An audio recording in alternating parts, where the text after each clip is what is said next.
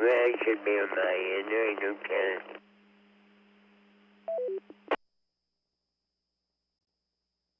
Yeah, I got a little bit of scratchiness with it. You on RF or are you on talking on a radioless? No, I'm on one of my repeaters. I'm way out in the woods, so I probably get a little noisy until I switch repeaters here a little bit. Yeah, I hear that bacon frying back there. Oh, yeah, you need a little eggs to go with that bacon, man. Oh, I already had them. Already made me a breakfast burrito, and I've been doing that for the past 4 mornings now. I got to hurt myself to keep from making a second one. Better be careful, you'll gain all that weight back. Gain all that weight back? I've still got it. Sometime or another, I want to talk to you on that subject, but not on the radio.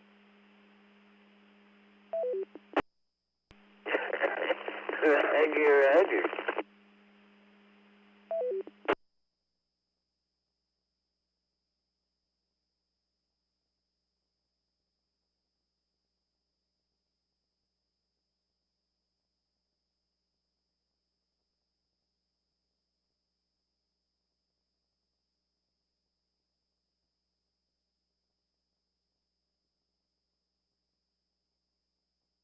That's right. I've got to. Sometime or another, I got to pull that new Harley out and wash it, man. It's filthy from that Arkansas trip. Yeah, that bacon grease is spattering out and hitting me now, Charlie. It's getting pretty bad.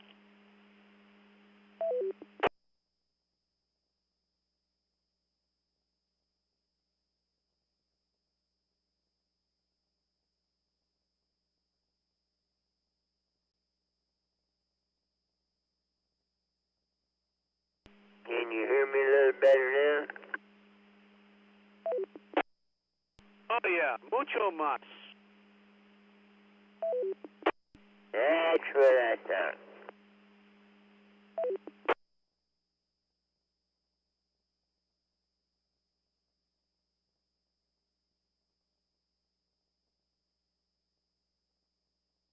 Mucho bueno is what I meant. Mucho más. Oh, yeah, that's like more better. There you go. Más bueno. Good deal, good deal. I like when you switch around, you know?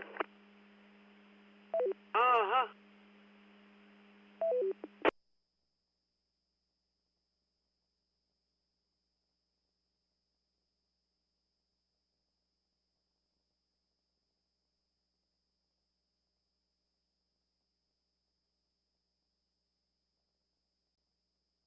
What you say you're going to do today?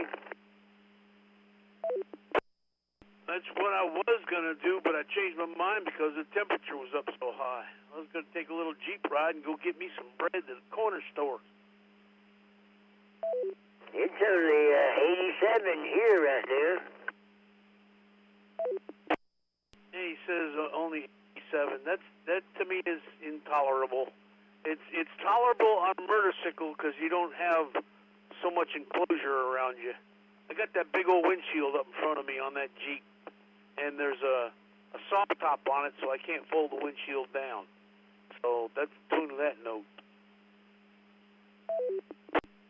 Yeah, 87 temperature for riding a motorcycle. You're spattering bacon grease all over the place again.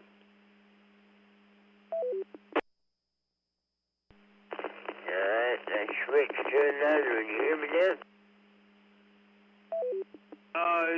It's still crackly, but it's not as bad as it was a second ago. Alright, this any better. I was on low power. Now I'm on all knobs to the right. Now you got it. Put some swing to that thing. Oh, yeah, you got it, Toyota. KB5QAT, 1050. WA5, what's the boys doing on 75? I ain't get on in the morning. Man, the second shift has done cut their timing down from, nobody got on until 10 minutes after 8 this morning, and 10 minutes till 9 they all quit. So that's 40 minutes they cut down to. Remember when we used to be on from about 3:30 in the morning till about 10:30 in the morning? Well, that stuff has quit. Well, that tells me they ain't got nothing to talk about. Maybe I need to get on there. I'll give them something to talk about, you know? Yeah, man, that worked. Get on there and fuss at them, Charlie. Yeah, well, I get on there and say, well, I heard you only stay on about 45 minutes in the moment to patrol me on. I'm telling you, you're radio operators or just science operators?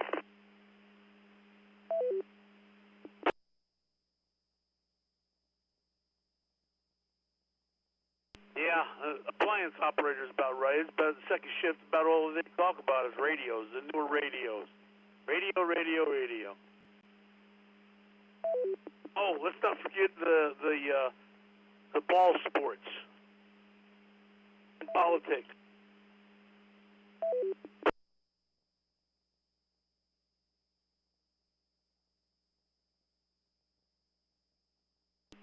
Yeah, either that or what's Rusty got on the workbench? You know? Rusty, what do you got on the workbench? Who gives a damn what he got on the workbench, you know? Well, at least it's something to talk about, I guess.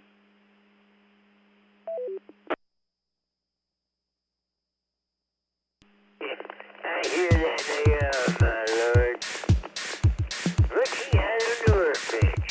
Something to talk about. Just don't understand.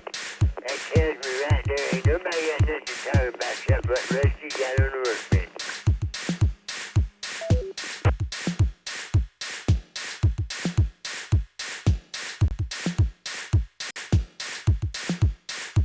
Well, everybody knows everybody other's physical problems anymore, so we can't talk about them no more. There's no new updates.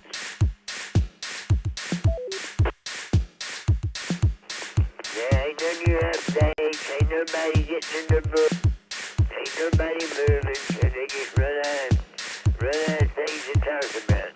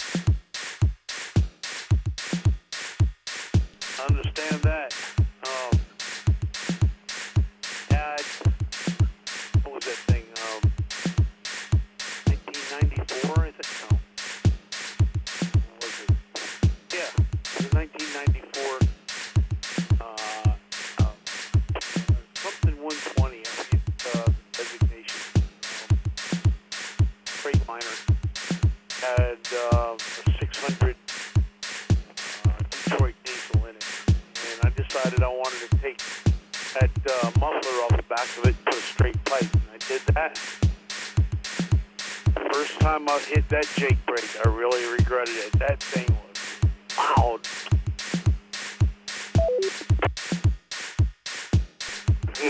I bet it was. I bet it made some noise.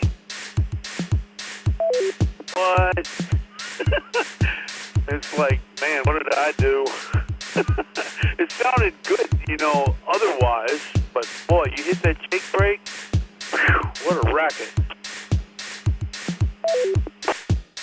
Well, you know, I did that diggy after leak on mine.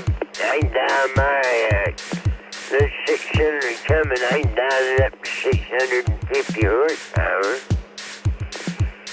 And I'm glad I put a muffler on here. I changed the exhaust system. And, I went ahead and put a muffler on, but still it's louder than it was, you know, with all that other crap they had on here.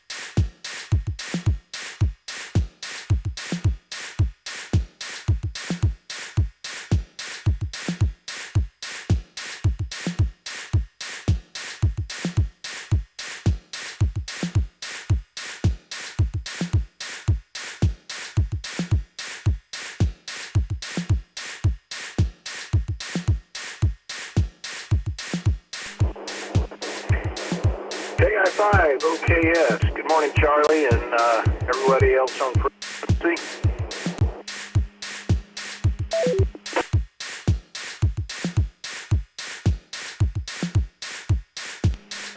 What's up, man?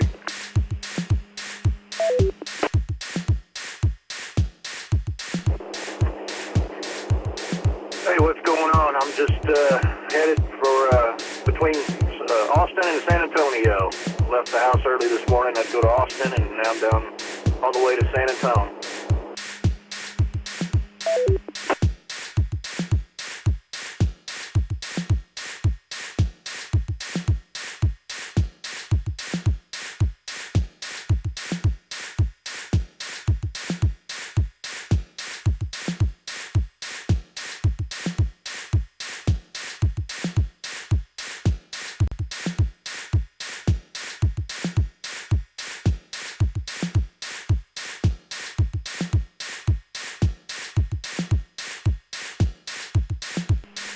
I'm not.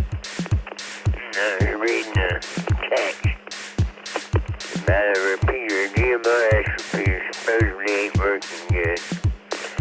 Anyway, where'd you say you were at? Well, I left the house this morning and drove to Austin to look at office space. I'm going to open an office out here in Austin. I don't have one right now. And now I'm on my way to San Antonio to go visit the office down there, and I'll probably spend the night out here tonight and then go back home tomorrow.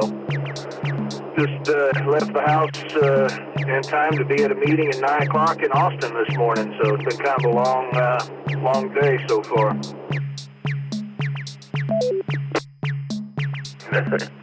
It sounds like you're getting a bunch of windshield time.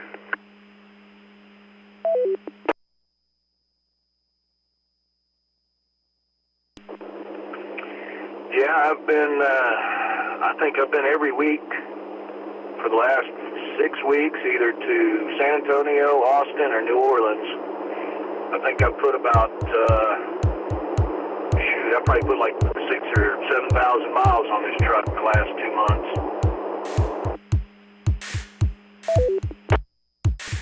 You probably told me, but what kind of work do you do?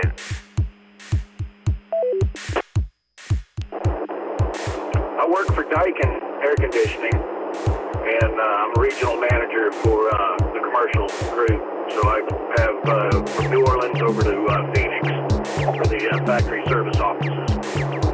And I know you've heard of Daikin. We just bought the naming rights for the Astros Minute Maid Park's now Daikin Park.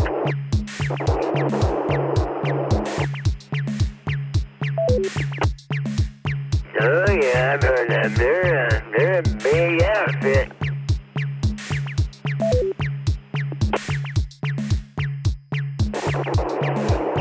It's the largest air conditioning manufacturer in the world. Just not, didn't have a whole lot of name recognition in the United States, which is why we bought the naming rights for Minute Maid Park, try to get better name recognition. But in Asia and Middle East, we probably have 80%, 75% market share.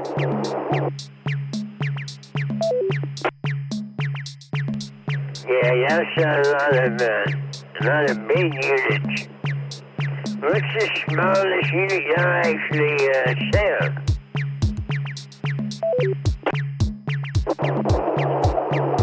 Well, we go all the way down to a one-ton mini split. You can get a one-ton Daikin mini split, like in your ham shack, your garage, or whatever. And then I don't mess with anything like that. The stuff I start with is generally 50 tons and up. And when I say up, I'm talking machines are 2,000 to 2,200 tons each. And I've got sites with multiple on them that have 15 to 20,000 tons of air conditioning on them.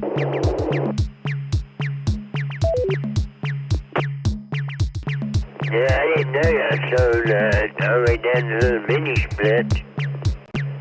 Speaking of mini splits, I just installed a mini split in the repeater room here in Montgomery.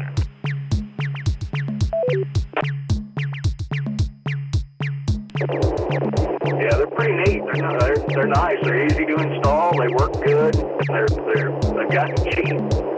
I've got a 2-ton heat pump in my mini split in my garage, heat and cool. I got a 3-car garage, and man, it'll pull it down to 65 degrees inside the garage.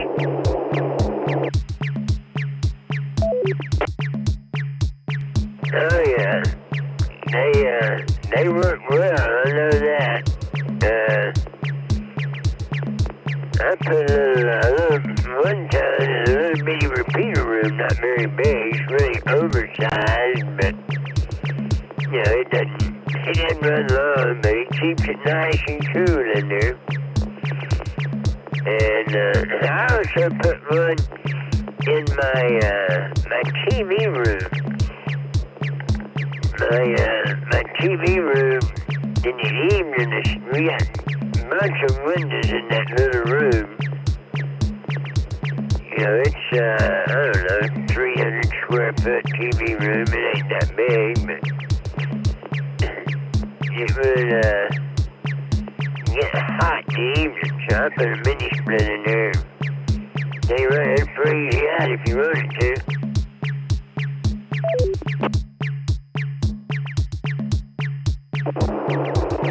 I thought about putting one in my bedroom. My wife likes it like 65 degrees to sleep. And so my whole house is 65 degrees at night. And we don't really use much of the rest of the house. I was thinking about putting one in my bedroom and, leave the rest of the house up at 75 or something, and something just kind of comfortable, and put that mini split in there so at night she can get it down as cold as she wants it. I'll just keep stacking blankets on top.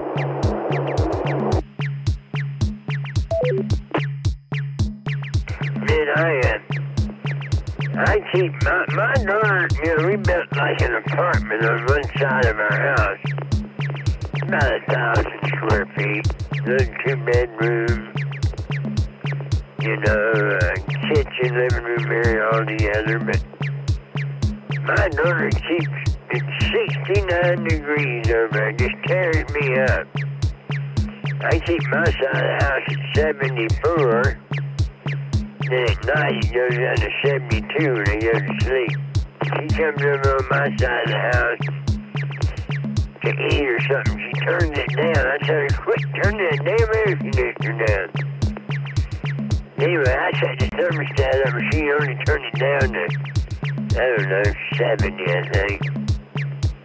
But, I don't know, she likes it cold. Me and the wife, I hear she just don't run that much on my side, but hers, man, I hear it running every time I go outside. It just kills me.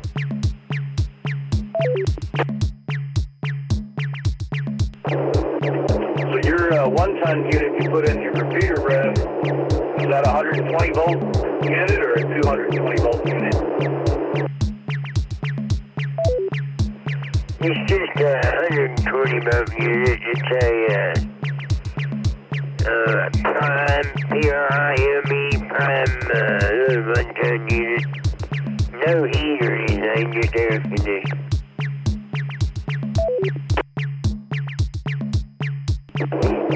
Alright, so a one-ton unit, as far as I know, is about as big as you can go on 120 volt single phase. And anything bigger than that, like in my garage, I had to have 220 volt service ran to it. And then you bought a prime.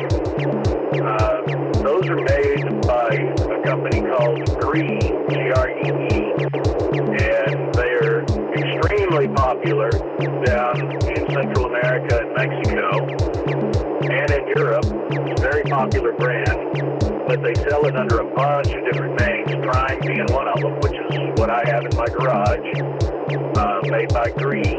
So if you ever need a part for it, you wouldn't look at Prime. If you were searching for it, you would look up Gree, G-R-E-E, and that's where you would find an equivalent unit that would be exactly the same.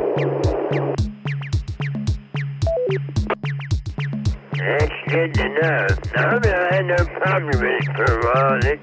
Because it runs, you know. It's on all the time. It'd be on even during the winter with the heat from the repeaters. But, the only problem I ever had with a mini split when I used to work in them all the time was the dang squirrel, the little air handler they have, Anyway, the squirrel cage fan. Something always goes wrong with them. I had to change them out. But that's when I was working for the phone company. We had quite a few of them, and that's about the only thing I had to fix on them.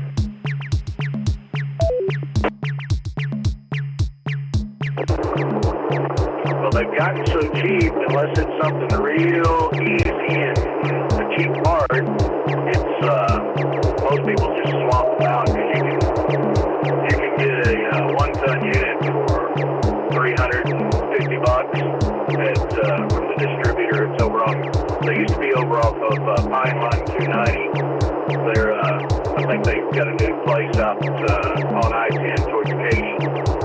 And you can actually buy them wholesale there, and they'll sell them to you. You don't even have to have a contractor license. You walk in, plop your money down, they'll sell them to you wholesale.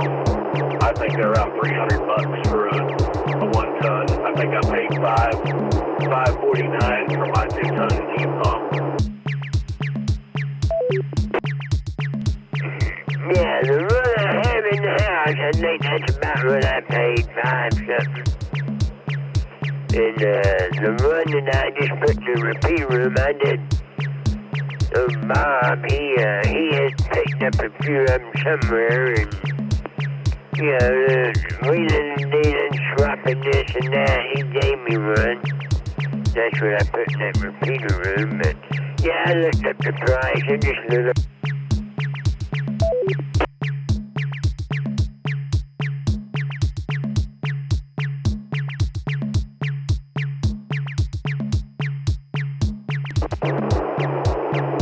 Nice. It's really changed the way people think about air conditioning. Because you used to stick a window stereo unit in and listen to those things rattle and loud and everything. And these mini splits, you can't even hear them running. I see a lot of restaurants where they'll, put them in open bar area or somewhere like that where they have, an area of the restaurant that's not cooling well or too close to the kitchen or something. I see them all the time, but since I'm in the business, I'm always noticing things like that. Most people don't even give it a second thought, but I always notice. We do this KI5 OKS variety. OKS, I am fixing to pull in the driveway. I had to run up to a repeater site and swap something out of the repeater. And I'm pulling in the driveway, man. Be sharp like they're running around, and we will catch you later on. WA5AR.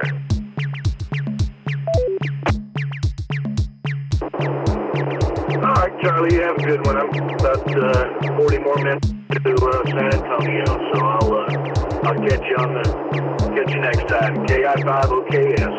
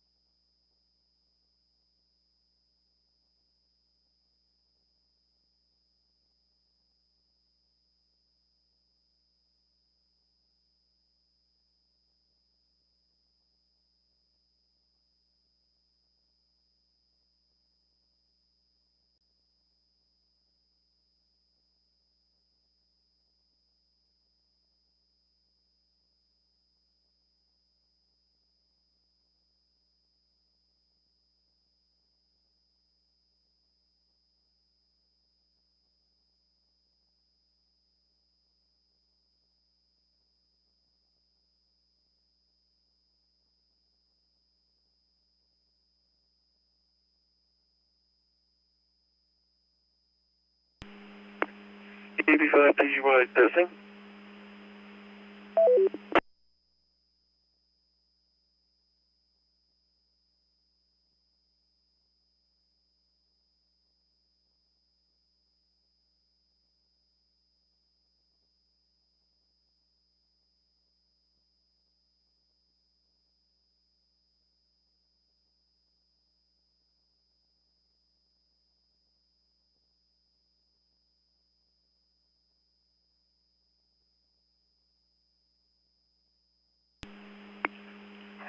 KB5 PGY testing.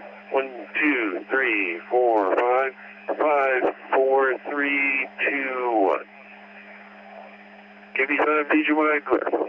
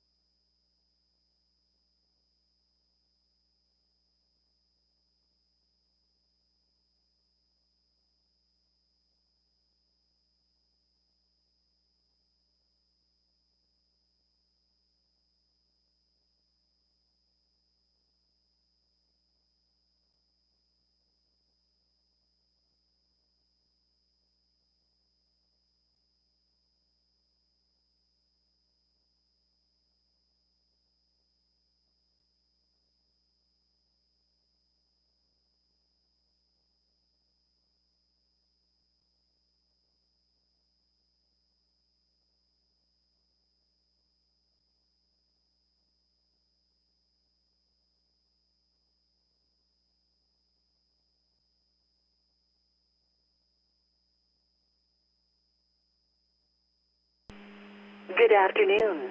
The time is 12 p.m. Weather conditions, mostly sunny. Temperature, 88 degrees.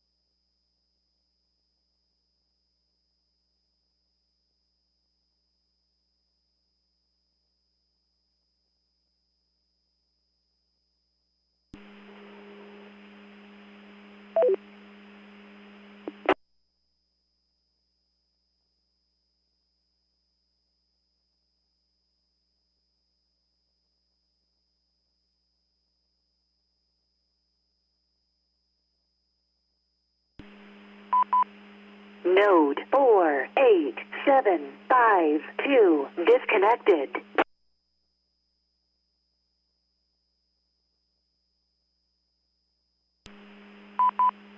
Node 55553 connected to node 53796.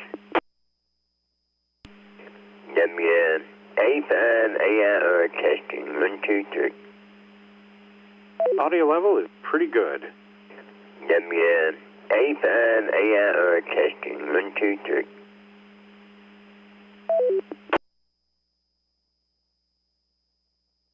Hello, audio test. 1, 2, 3.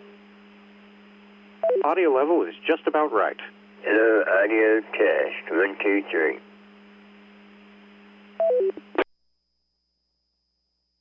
Hello, test. 1, 2, 3. Audio level is just about right. Hello, test. 1, 2, 3. Audio test. 1, 2. Audio level is normal. Audio test. 1, 2.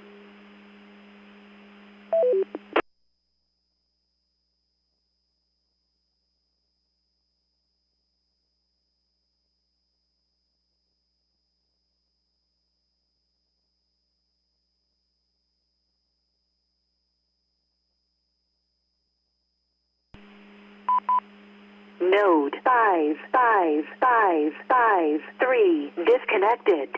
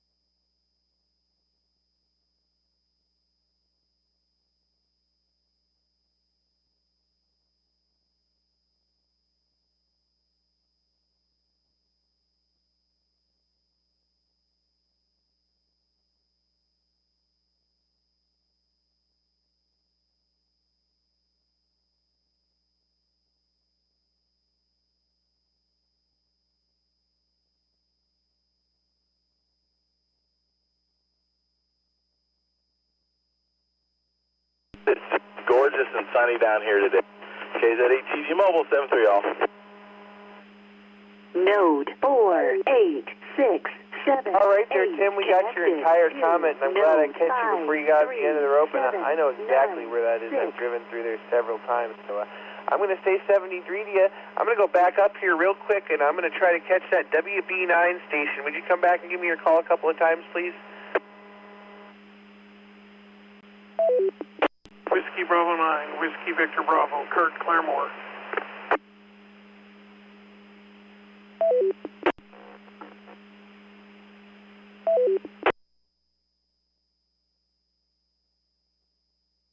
All right, we got you that time, and then I had another station right at the beginning there, maybe Romeo Golf in the call sign. Go ahead and come back, station.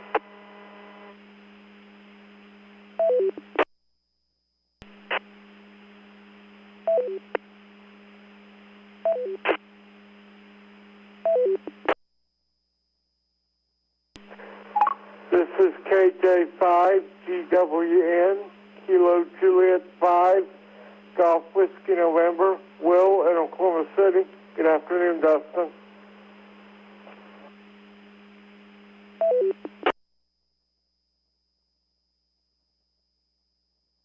All right, we picked up Will there, and I don't know that other station. If you tried, you weren't quite making it. Let me go back to the top. Let's talk to Grant, KD5 AFS. What are you smoking there, Grant, and a happy belated birthday. KD8EPT, KD5AFS. Good afternoon, Dustin, and howdy, Mr. Nick on the keyboard. And thanks for the belated birthday. Nothing cooking today. I've been mowing all morning. Went over and got the mother-in-law's yard caught up. I guess I got through a little after 10, I think, and I was soaking wet. It's hot and sticky outside. I'm sitting at 90 now.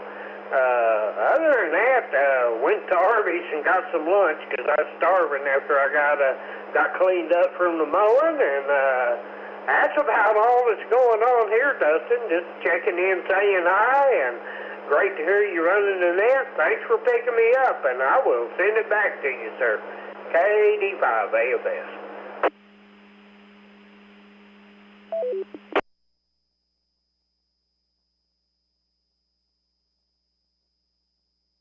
All right. Great to hear you there, Grant, and it's all right, boy, that you not got anything on the smoker today, and I had something else for you, but I don't remember what it was, because it went in one ear and right out the other. So 73, Grant, have a great day, and great to hear you out there, man. I think this next one was Shannon. I'm just going to guess it is. KC5 Real Big Guns. Shannon, if that was you, go ahead, my friend. How are you?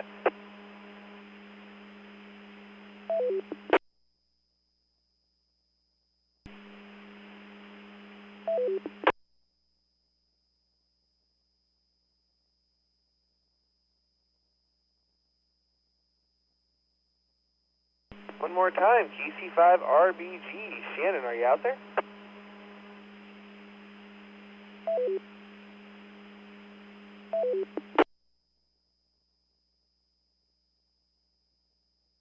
All right there, Shannon. Nick says you're keying with me, but there's no audio. So your note is keying, but there's no audio. So we'll come back. We'll circle back to you at the bottom of the list there. I'm going to go down in the meantime and talk to Cal. W7STT. How you doing, Cal? What's going on in Arkansas?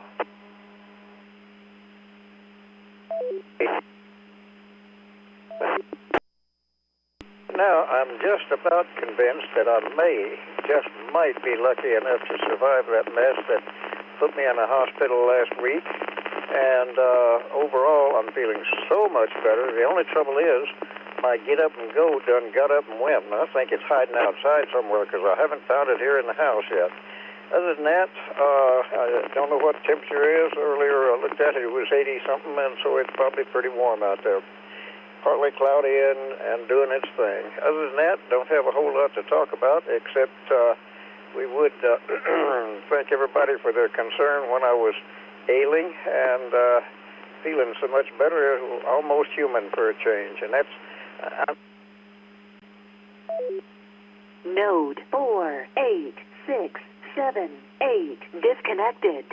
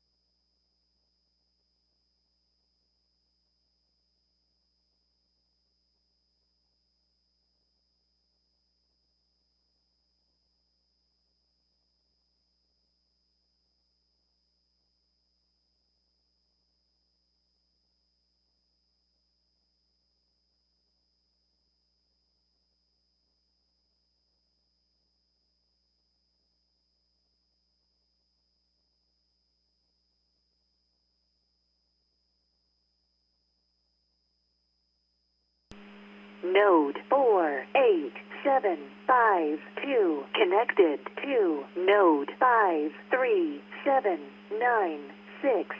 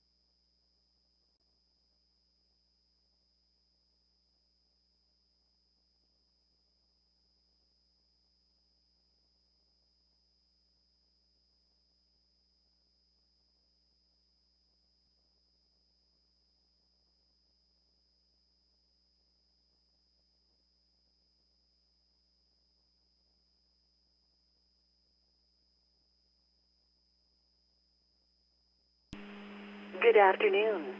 The time is 1 p.m. Weather conditions, mostly cloudy. Temperature, 90 degrees.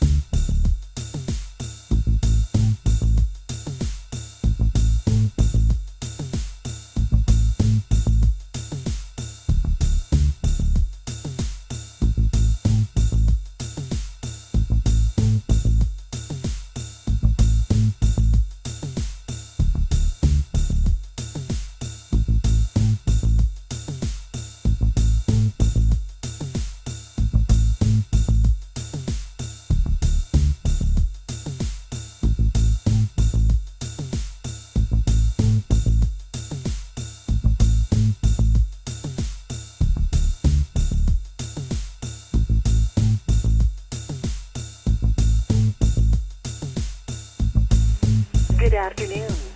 The time is 2 p.m. Weather conditions, partly sunny, temperature 93 degrees.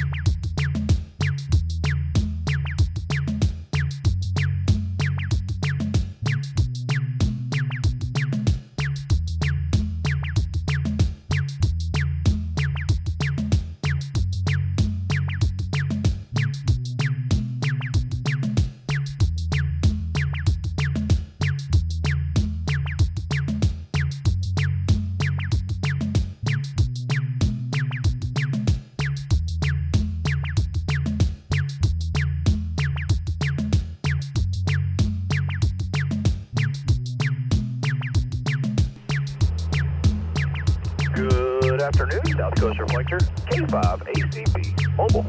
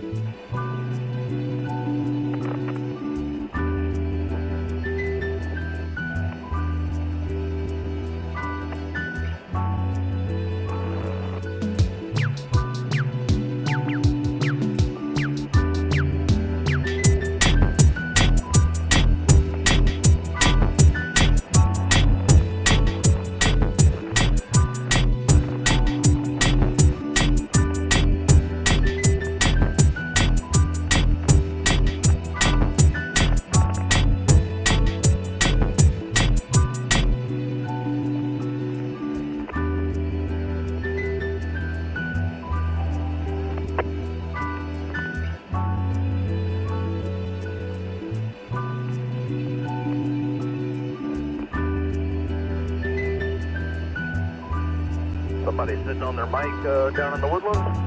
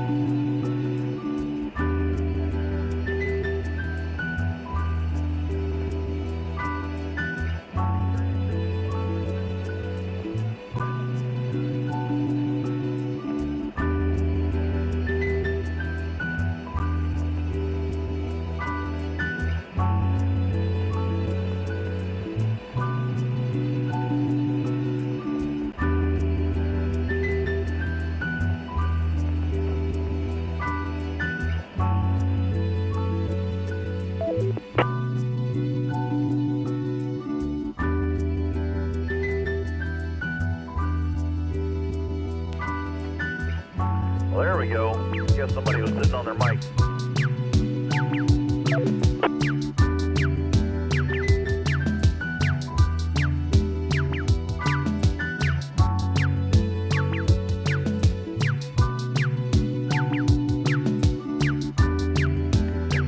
Pink Floyd.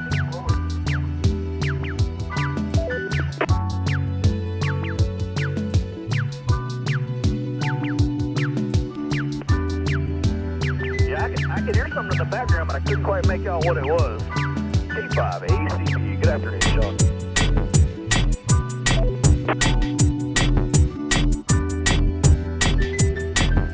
Yeah, I just walked back into the shop. I've been out using the weed eater, so I didn't know anything was going on. But when I walked in, I heard something, and so I walked over to my computer to log in and see which repeater it was. I could just barely make out it was Pink Floyd playing in the background.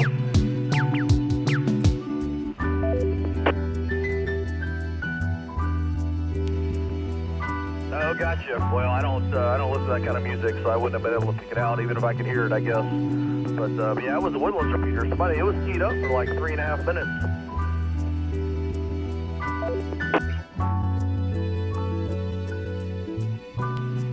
Yeah, probably finally timed out.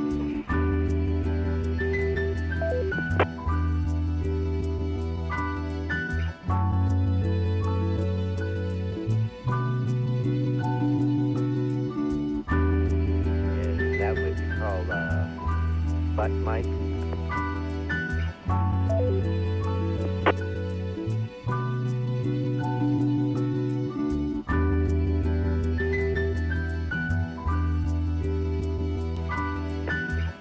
Yeah, that's probably exactly what it was.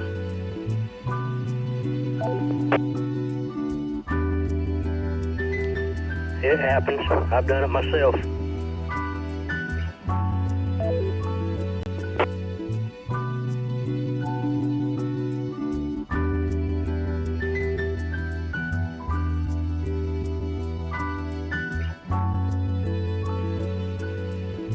Well, the funny thing is, right before that happened, somebody per-chunked the repeaters, but it was 4 chunks, and it was on 4 different repeaters. So I was kind of curious if it was like the same person scanning through their knobs to see if the repeaters were active or not, because it was like, one was the New Waverly repeater, then the Montgomery repeater, then the Woodlands, and then the Conroe. But it was pretty interesting that all 4 of them per-chunked all within seconds of each other.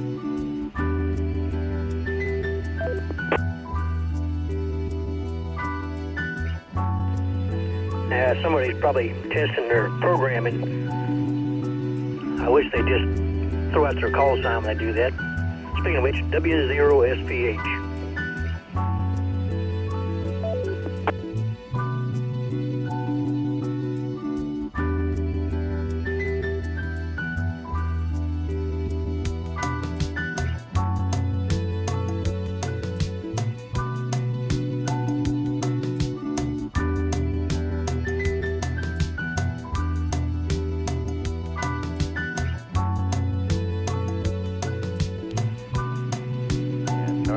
Charlie said there was somebody who likes to do that.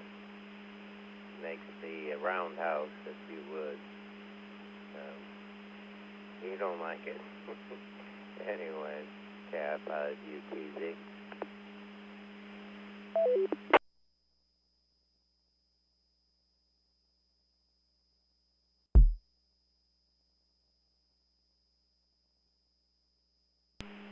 Yeah, Dennis, it kind of gets aggravating. What are y'all up doing today?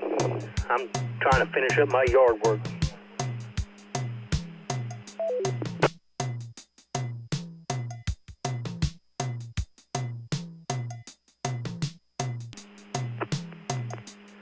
Well, I left the house, had to run to the Woodlands for a lunch meeting. Got done with the lunch meeting. Now I'm headed back home, but gonna go put some shorts and a t-shirt on and go get to work. I got a little yard work to do. I got work to do on my trailer, my work trailer, stuff like that. My work trailer got new shoes this week, but I need to get some organization done on it, and I got some racks down inside of it for caulking and caulking guns and spray cans and stuff like that. So just need to get a bunch of miscellaneous stuff knocked out for the rest of the day.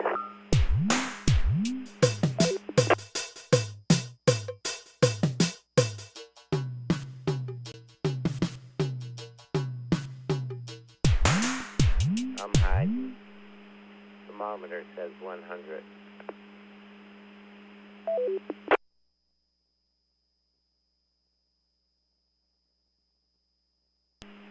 Well, I think I'm melting, but it's got to happen, so I can figure what the heck. It's actually clouding up right now up my way, so I'm hoping it may actually get a little rain so I can cool things off so I can finish up.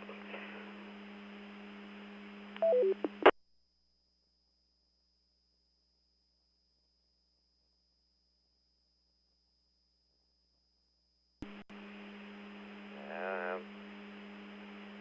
don't know how old you are, or you have a big sombrero on.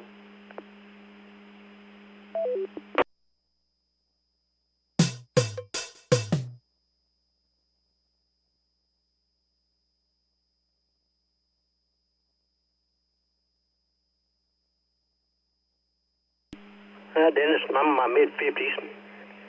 I've got a baseball cap on. I don't have a big sombrero on.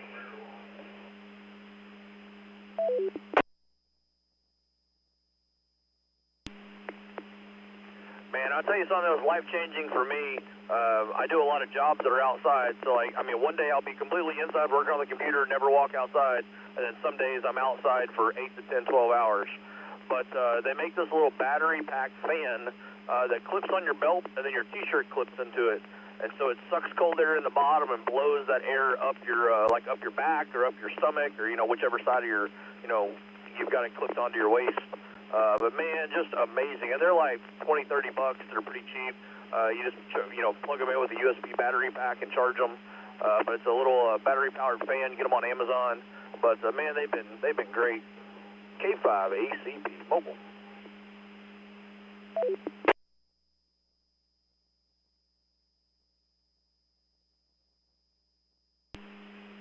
Let me see.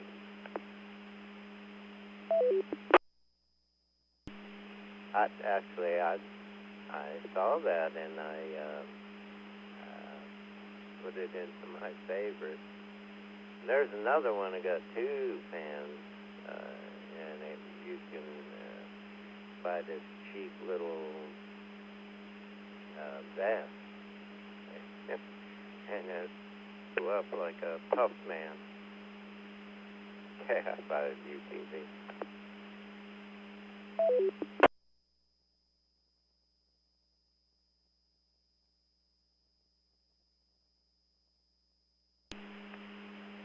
You're talking about the ones that Chick-fil-A uses. They've got some at Chick-fil-A that it's a vest that you could put in the freezer, or it has cooling packs that you can put in it, and then it has fans that blow those cooling packs and blow it into you. Those are pretty cool. Now, they're a little pricey. They can be $100, $200, depending on exactly which one you get and what cooling packs it has in it and what fans and stuff like that. But the little fan that I've got, I think I paid $30 for it. And it's got two little fan motors, and sucker spins up, and it blows sucks cold air in the bottom and blows it up your shirt. But man, they're nice for being outside for extended periods of time.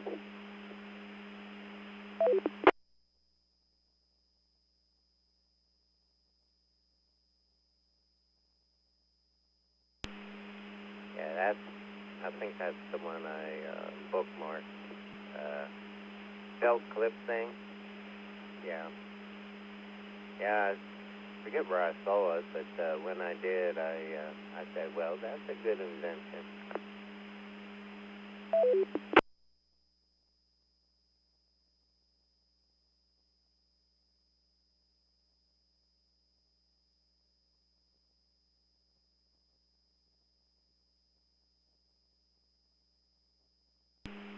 I'll have to check into that.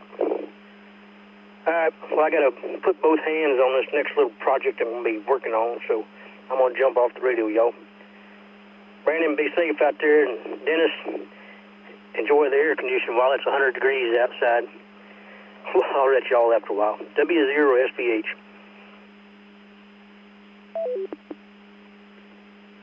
Copy that, Sean. Be safe out there, man. Stay hydrated. We're pulling into the stop and rob anyway, running in to grab a drink. K5 ACP.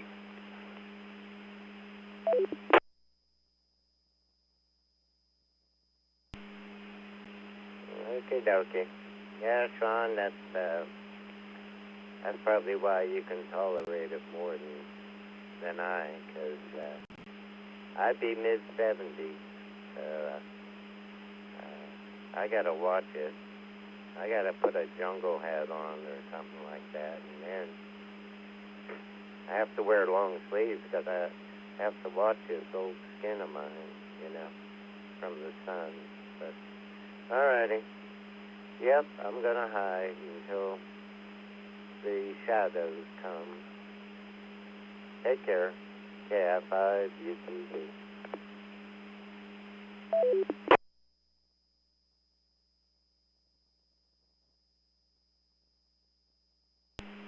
Roger that, Dennis. Yeah, I totally understand. Just when I'm home from offshore, I got only so much time to get everything done and get caught up, so I just got to make it happen.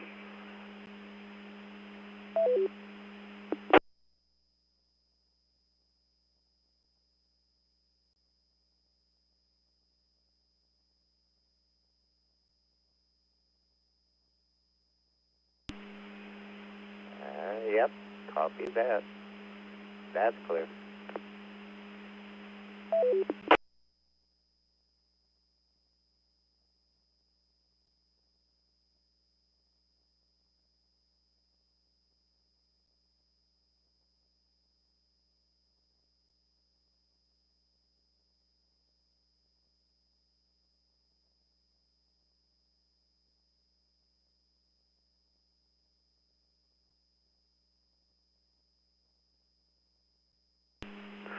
KJ5 HHM mobile.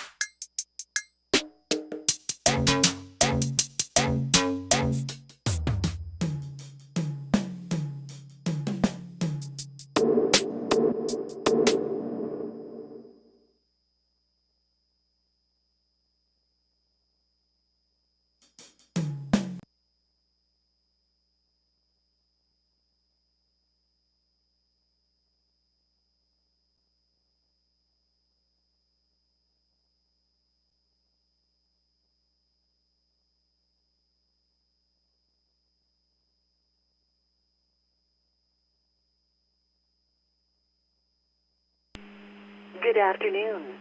The time is 3 p.m. Weather conditions: partly sunny. Temperature 95 degrees.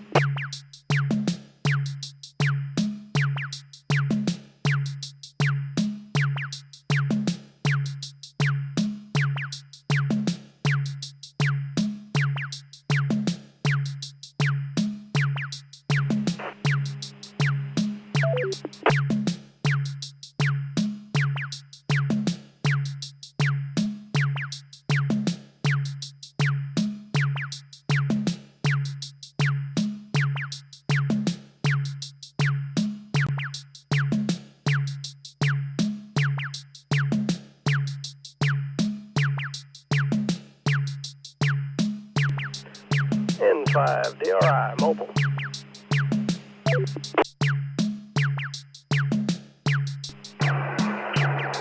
What's going on, stranger? W5, FKO. Good evening, W5KAL mobile. Man, we got the three amigos, Ken and Fred, and what's my name? Oh, yeah, Jason. Yeah, good hearing from y'all, guys.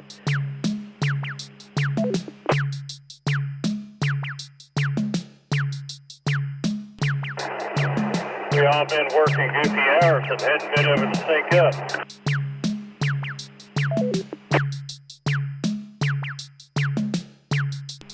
Yeah, copy that. I know my work schedule's been nuts, and I know Ken's been gouging his employer's eyes out with all that overtime out there in Crosby, I believe. Not Crosby, where's it you work? Is it Cleveland?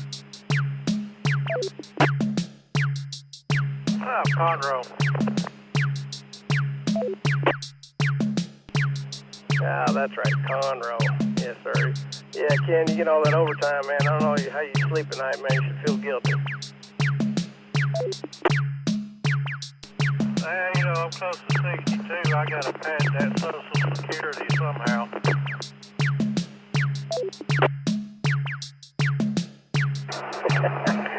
You gotta attach yourself to an udder and milk it. Well, because that's the only way to do it when you got it. Fellas, but anybody else on frequency, heading 45 northbound, just passing exit 77 around Woodlands Research Forest Parkway, nothing but brake lights here.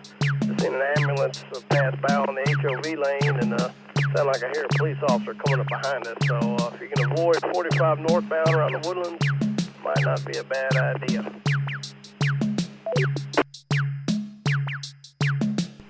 Yes, sir. Yes, sir. I agree with that comment about the overtime. I don't get it very often. I try to get all I can when I can.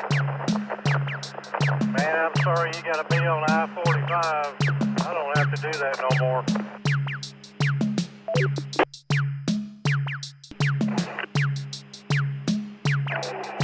My wife says there's a bad wreck at 1488, and she's sitting there in park just watching everybody else. Yeah, copy that, Fred. Appreciate that. I'm getting ready to put VFOA on my EMS frequency scan, kind of see what's going on. I'll be back in a second. Yeah, no worries. I'm about to get in these tall trees in the National Forest, so it'll be hit or miss for me here in about 5 minutes.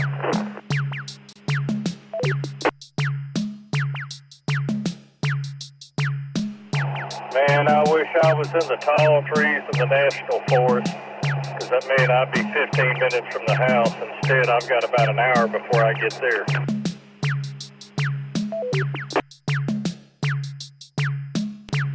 Yeah, I left on time today.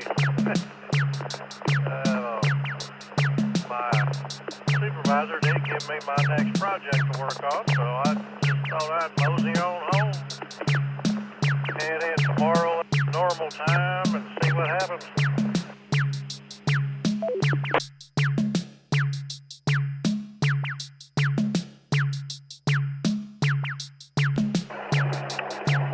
Well, I'm pretty close to normal. I wanted to try to get out of there by 3 today. That didn't happen. I'm only about 5 minutes away from the office right now. But I'll just try to beat this school traffic. The Bryan schools I got to run through 2 school zones. Actually, I'm going to try a different route today to avoid school zones and see if that helps speed that process up.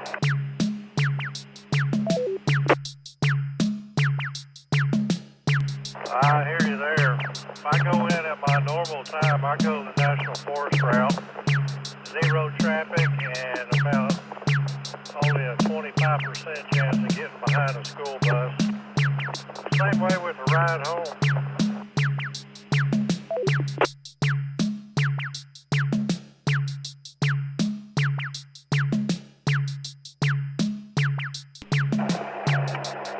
crazy. Out of the hour and a half drive, almost half an hour is just getting from one side of Bryan to the other.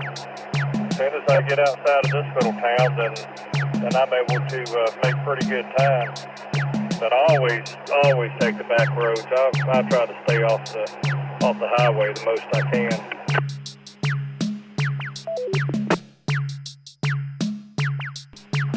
Yeah, I do that on my way back from going up to my folks up in Waco. I'll get on 45 at Centerville, just south of Madisonville, 4 or 5 miles. I'll jump off and head east and go around the east side of Huntsville back over to Cleveland. It's a little bit longer driving time, but there is almost no traffic.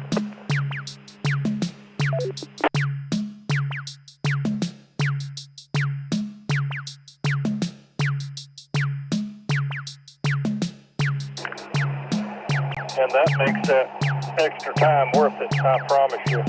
I could actually trim probably 5-10 minutes off the trip if I go Highway 6 down to 105 and cut across, but 105 is so hit or miss. You may also add 35 or 40 minutes to your trip going that way. This way is real consistent.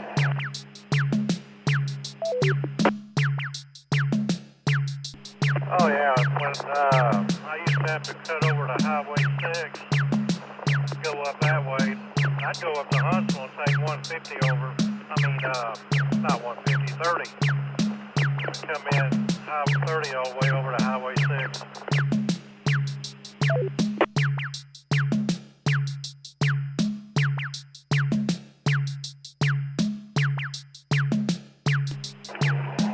Yeah, I run 30 over to, Roan's Prairie. Then I take 2562 over to 149, then hit 1375 through the forest to New Waverly to get back to Willis.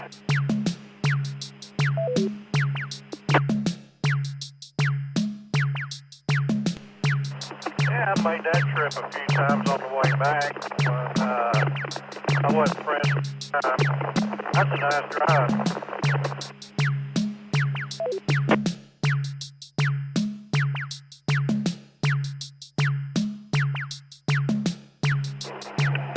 I've tried taking 30 all the way to Huntsville and down, but it actually cost me about 20 minutes going that way to where I got to go.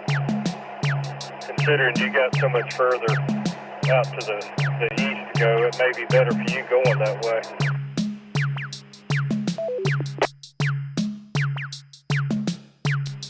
I don't have to go that far north. I get up here just the other side of Conroe Airport, jump on, what am I on here, 3081, and then cut over to 1725 and come back into Cleveland through the National Forest. I don't ever have to get on any major road. I go this way.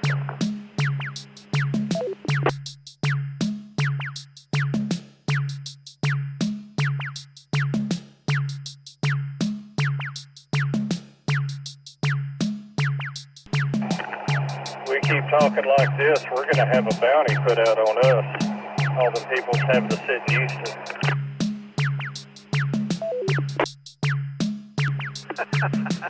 All right. Well, this route that I'm on, there's no sitting in all that heat from the exhaust, so me with the air conditioner out, not a bad job. I'm going to jump out here. I'm about to go off to the tunnel with the National Forest, so I might lose you. I'll sit here and listen for a bit. W5KA at home over.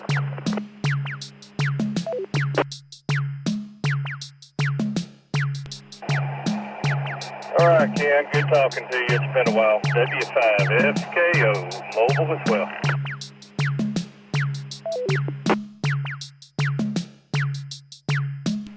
Yeah, Fred, I'm still out here just listening. Yeah, wearing out this left leg of mine, this old stick shift.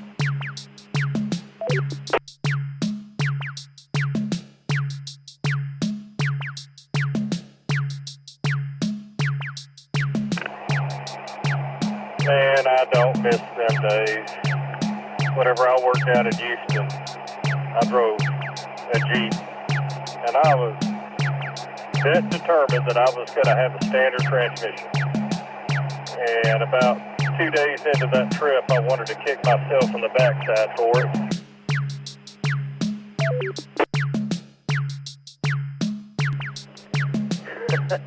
Yes, sir, I copy that. I'm days like today, I'm kind of feeling it. So, yeah, it's good times, man.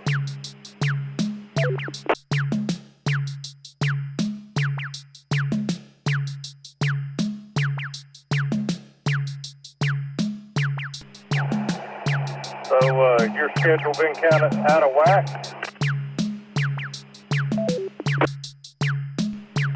Yes, sir. It's been a little spotty here lately. It's been kind of touch and go.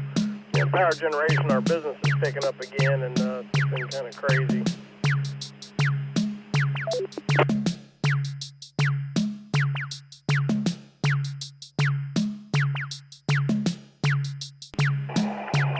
Yeah, that's us. We've had some real big projects that we've been, working on bidding.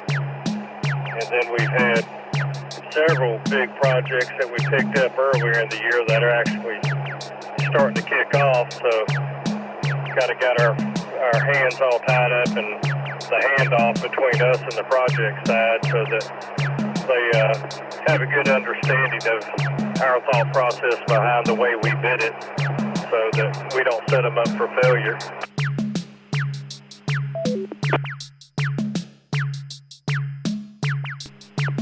Yeah, copy that. I remember you telling me about that last time we talked. Yeah, we're working on a couple of big projects, and customer basically pulled the rug out from under y'all and went with the lowest bidder, even though they jacked up the bid. And I didn't put a lot of the necessary items in there. It's unfortunate.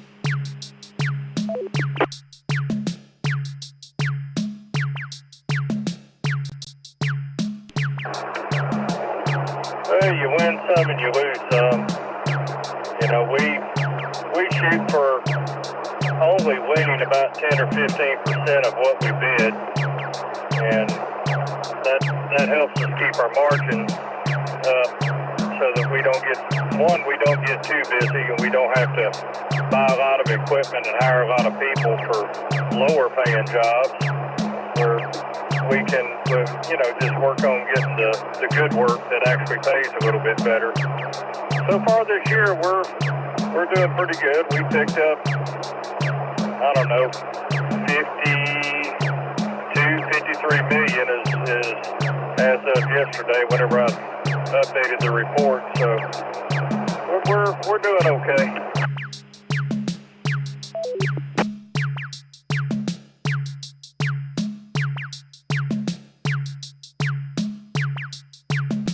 Well, that's good to hear, man. It's good that you're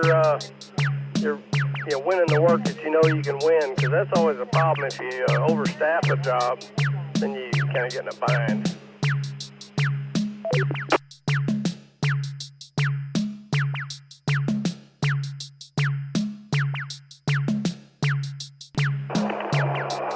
Yeah, a lot of my competition down there in Houston, I don't know what they're thinking. The numbers that I'm seeing that they're putting out are the pre-COVID prices, and it's like they haven't realized that their labor's gone up, their material's gone up, every cost of the project has gone up, but they're just so worried about getting that work that they're just cutting the prices just to get it, and we're just not going to do it. We'll just move to a different market, let them have all that stuff.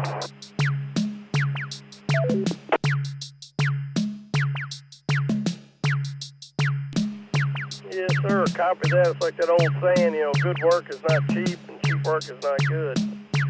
The low-cost bidder always worries me, because I've been bit before where they're going to extra work you to death.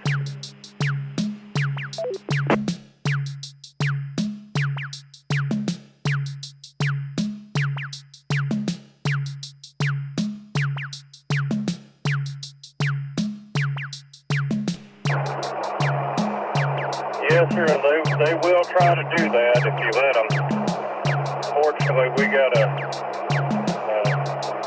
good-sized trailer staff with a lot of real good project managers that's been doing this a long time, and they're pretty good at not being taken advantage of. That's for sure.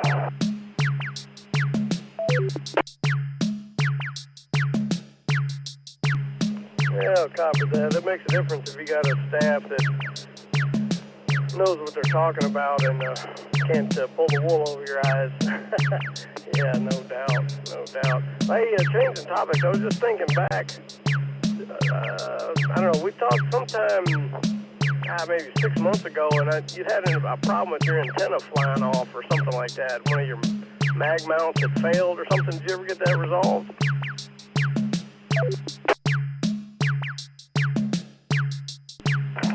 Well, yeah, kinda.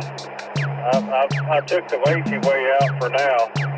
I went from the single magnet, went to that big old triple magnet up there, and it seems to hold on a lot better.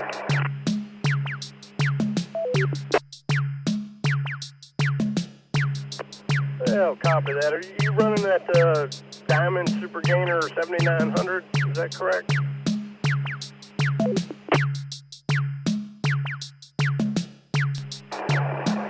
Yes, sir, I am. Still chugging along. I've had a couple of issues, and mainly my own issues. Forget it's up there and pull into a pickup window or something like that and catch it and break one of those phase coils. But I keep spares over in the glove box so that I can jump out with an Allen wrench and swap it out if I do that.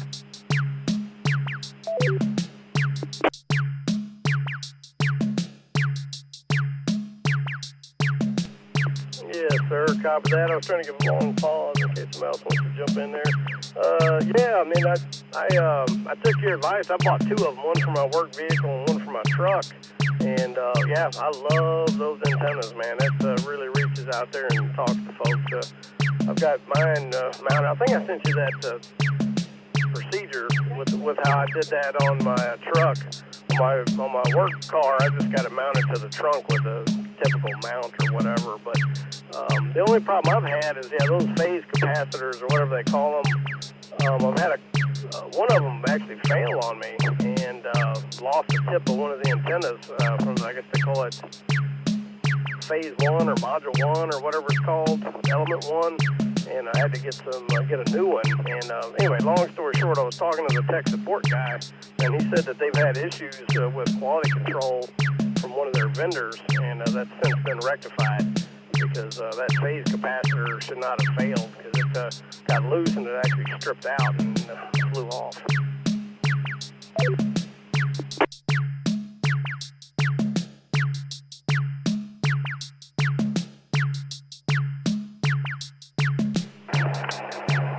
Well, that's exactly what happened to mine last time. I mean, I just wrote it off as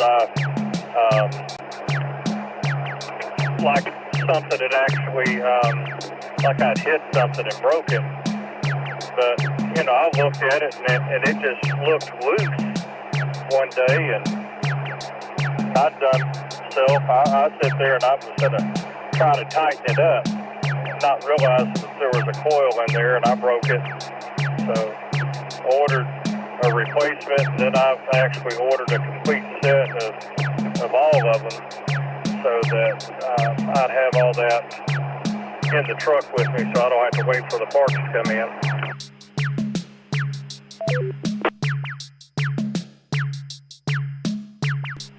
Yeah, copy that. That reminds me, I need to order some additional spares, same kind of thing. I'm going to have them in my truck and in my work vehicle because I just found out, I lost the tip of one of mine. The one for my truck, I think it's like the second capacitor down. Seemed like it was really loose, and I tried tightening it up with an Allen wrench, and then I got home, and I break my antenna over because of my low carport. Well, I broke it over again. I was checking because it seemed like it was looser than normal, and that's whenever I kind of wiggled on it and the phase capacitor came apart. And that's when I called the tech support guy and said, what the heck, you know, and that's when he told me that they'd had some quality issues with those capacitors, especially that plastic piece in between those two metal connectors or whatever those pieces are called.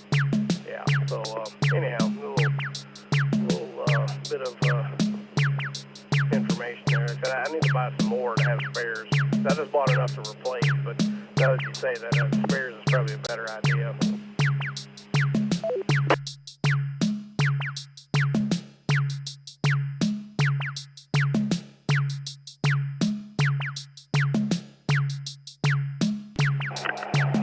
Yeah, I mean, if I didn't love the antenna so much, I would have switched from it. Because, you know, it's the second time it's happened to me. But, you know, when it's working very, very, very good. But, you know, the failure rate is something that was really bothering me. And honestly, if they know they got a quality control issue, they ought to just swap them out.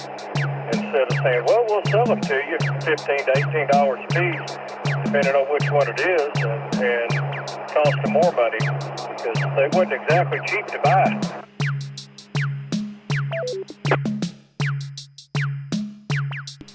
Yes, sir. Copy that. Yeah, you might call them and voice your concern since you've had several failures. I've only had one on either antenna, and it wasn't until I made the call to replace both.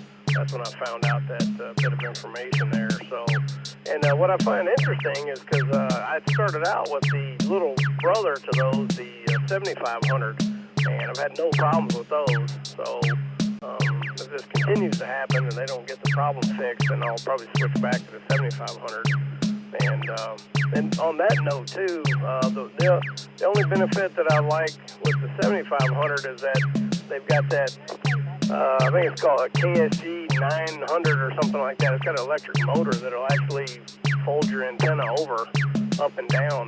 With the 7500, it's not compatible with the 7900 because it's like 14 or 18 inches longer. So it won't work.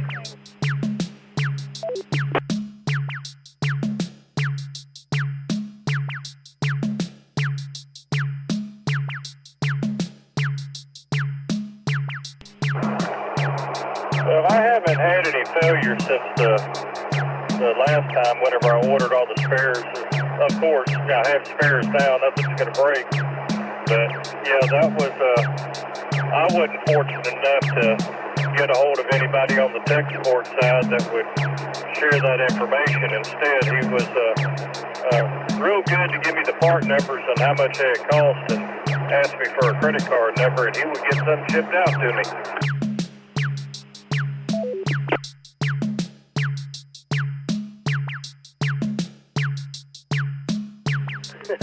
Yeah, I copy that. I think I maybe just got lucky or something like that. I was asking a lot of technical questions, and the gal that was on the phone, she told me she worked mostly in shipping and receiving, but anyhow, and then she got me in touch with one of their engineers or whatever, and I kind of was picking his brain, telling him, hey, this is happening, you know, what's the deal here? And he may have had a little Freudian slip and told me that. Maybe he wasn't supposed to. I don't know.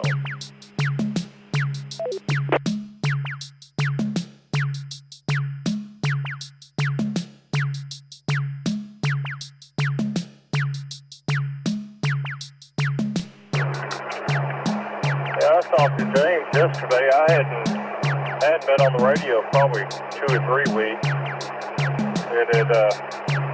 Radio wouldn't power on, and figured out that on the inside, one of the wires where it comes out of the power plug to the main board, the lead had come off. So I soldered it back on, and it was working great. And 2 or 3 weeks ago, I was talking to James on the way home that all of a sudden the radio turned back off, and I assumed that solder joint had failed again. So I didn't have time to screw with it, take the radio back out and mess with it, only to find out that I failed to plug the power connector back in to the point I heard a click. It was a pretty easy fix this weekend.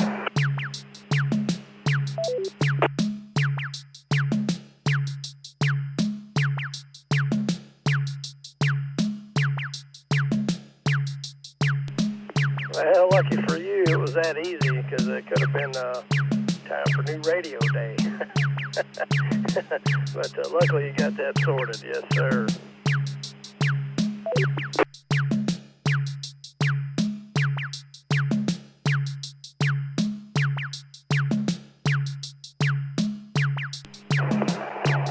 I'm just glad that I realized it before I pulled the radio back out from behind the scenes, took it back into the house, put it up on the bench.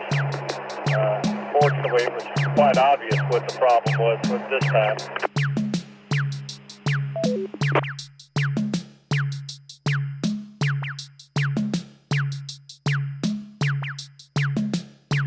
Yeah, copy that, sir. Yeah, yeah, it definitely could be a lot worse. Absolutely. Yes, sir. Well, I tell you, man, GPS kind of took me off the freeway. Now I'm on Goslin Road, heading back over to 242. But this ain't much better. This is nothing but brake lights. Oh man, yeehaw, man! I just need to hire me a helicopter pilot.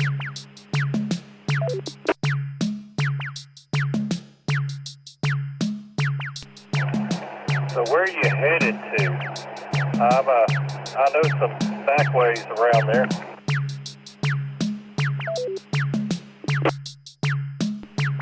Heading to basically the north side of Willis and on the west side of 45.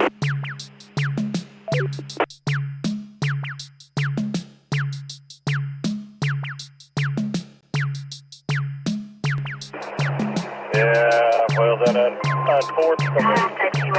Hold on.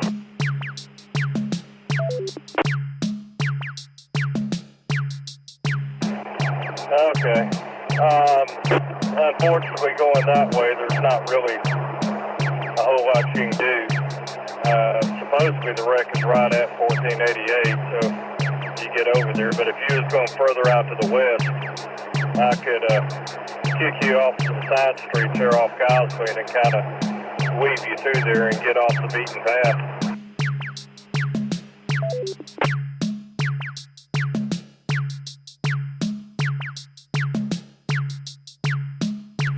Yes, sir. Copy that. Yeah, maybe if I lived out there by old Charlie in the Dobbin area, yeah, that may be helpful. But unfortunately, I'm kind of stuck. Yeah, this particular role I took, I don't know, 8 months ago or so. Yeah, I work in the office Monday through Thursday. Work from home on Fridays, but yeah, it kind of sucks because my office is at Hardy Toll Road in Beltway 8, so I'm kind of limited on options, either 45 or Hardy Toll Road to 45.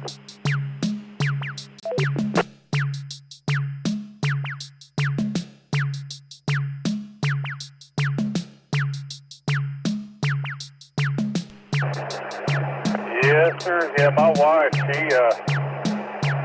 she worked down there in Greenspoint there for quite some time, and they moved her over to the Houston office, which is over off 610 and Ellen. So she has been reintroduced to deep Houston traffic. Fortunately, she leaves the house at 5 in the morning and leaves the office around 3 or so she can normally get around it all.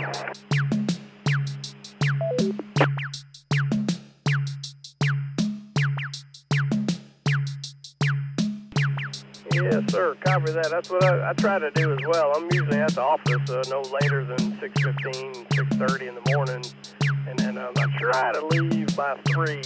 Today I was delayed about 20 minutes or so, and this is what happens. Yeah, people that don't know Houston traffic, yeah, 15 minutes could make or break your day by an hour, hour and a half sometimes.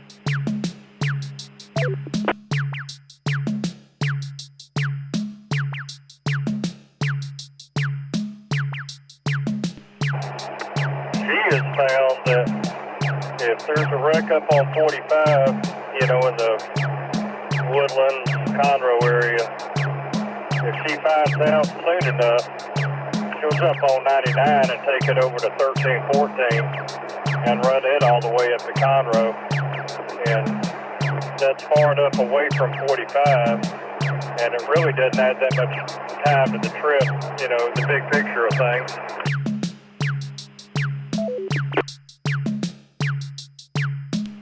Yes, sir. Copy that. Yeah, a couple of jobs ago, I used to work up 59, kind of near 59 and Beltway 8. So yeah, I'm familiar with that route. I used to go 13, 14 up the loop on Conroe there and get around. Works out pretty good. But yeah, sometimes if I get enough notice, I can also take 249 all the way up, kind of going towards Charlie's neck of the woods, and then cross over once I get past all the nonsense. But didn't get the memo today.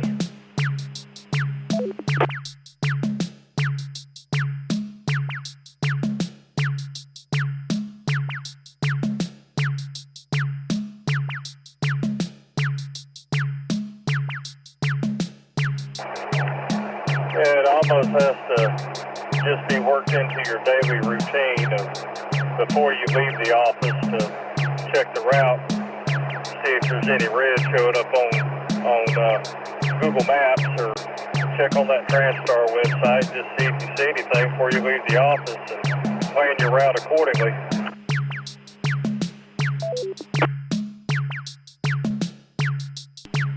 Yeah, copy that. That's a good point. I used to check Houston TransStar religiously, and another one I found very useful is that drivetexas.org. It's pretty handy. TransStar is only limited to the routes that are main thoroughfares, but that Drive Texas has somehow they've got more sensors, however they track your speed. I'm not sure how they do that exactly.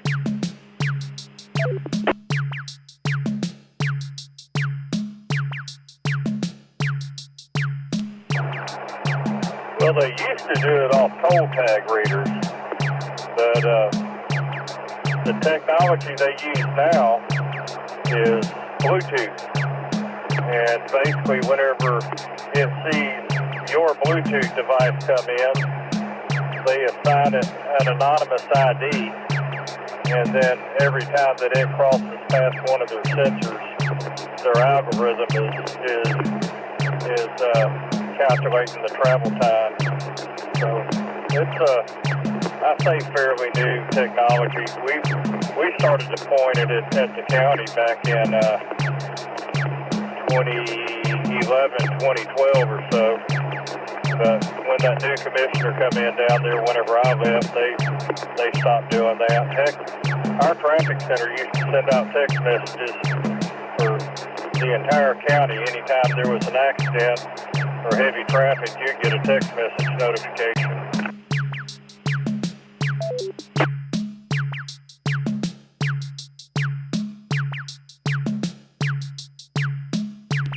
Yeah, copy that. That is pretty cool. Yeah. Now that you mentioned that Bluetooth, it seemed like I heard that somewhere before, and I just forgot about it. But yeah, no, that's cool though. Yeah, it's interesting how they do that.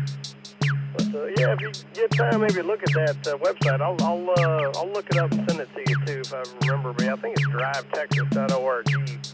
They've got pretty much all the main roads in Texas, from my understanding. Although I haven't fact checked that.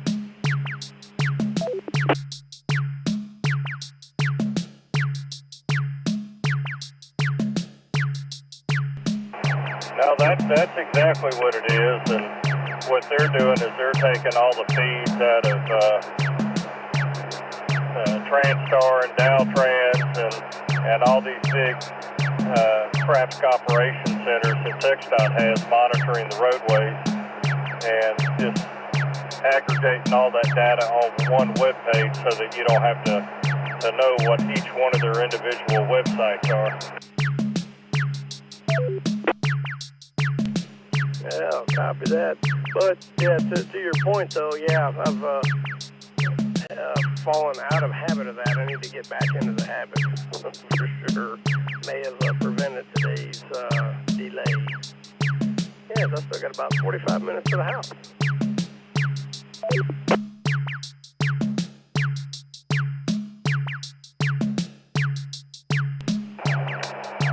the ironic thing, I just passed through Carlos, Texas, and I'm probably pretty close to 45 minutes, maybe 50 minutes from the house, and I'm way up here.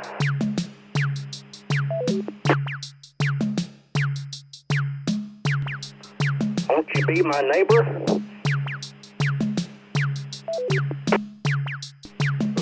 Hey, Sean, how you doing, sir?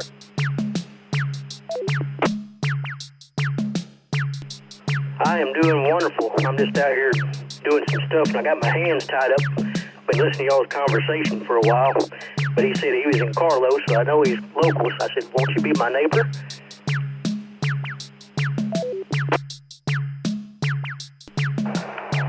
Yeah, I'm just making my daily commute, just pass through that construction site where they're doing that bridge, heading to 2562 to start making my way back over to Richards.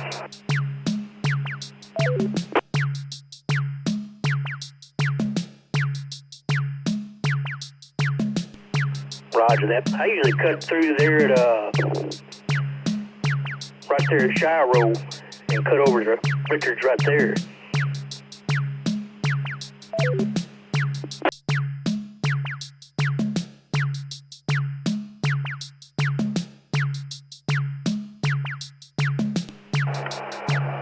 I do that occasionally, especially now they got 149 under construction. They keep shutting it down.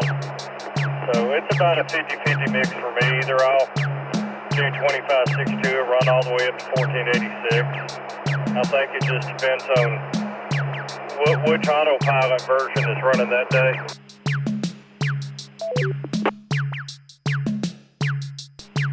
Yeah, I understood. All right, gentlemen, I got my hands full. Like I said, I've been listening to the conversation when you said you was in Carlos. I just wanted to wave a hand at you. All right, Sean. Good talking to you.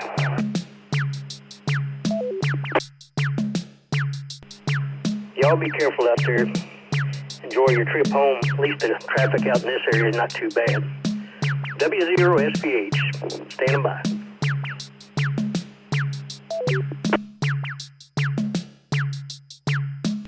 Yeah, copy that, Sean. Always good talking with you, brother. Been a while. W0SPH is N5DRI. Still mobile-ish.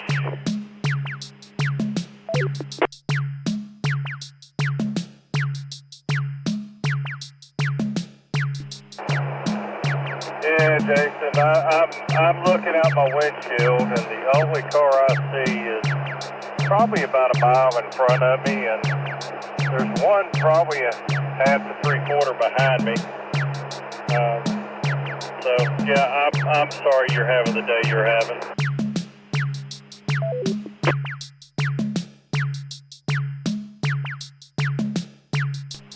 Yeah, copy that, Fred. I'm like 3 feet or less on all 4 sides.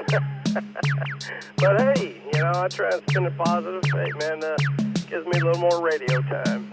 Here, last couple of months, it's been kind of hit or miss for me. And my wife and I, we just got back from being out of town for like the last 10 or 12 days. Kind of made a road trip up to family in Amarillo, and then went to Colorado for about a week. Spent some time with some ham friends of ours, and got to see a concert at Red Rocks. And yeah, not too bad of a deal. I was working what I call a workcation. Luckily, my job on occasion allows me the opportunity to work remote, and so I was working every day, mornings and evenings, depending on what we were doing. So not too bad of a deal. But yeah, so it's all good, man. Yeah, a little more radio time, buddy.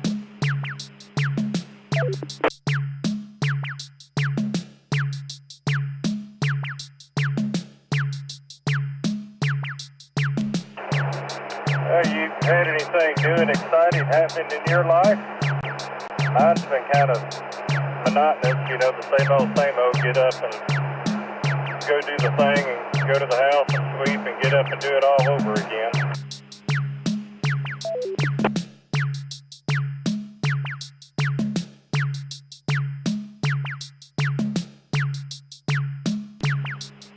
Yeah, Yeah, I mean, my, routine's been pretty much the same way for months. Aside from that trip that we just got back from, yeah, it's been pretty monotonous. Same old droll. But yeah, we had a good time.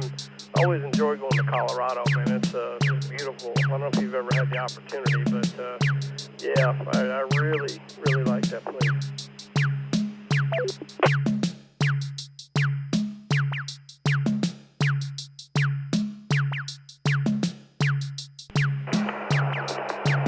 Well, I have been, and don't have a whole lot of memories of it because I was probably 5 years old at the time.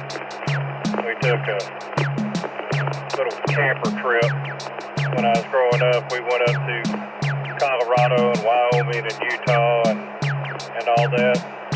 I have a couple of memories of it, not much.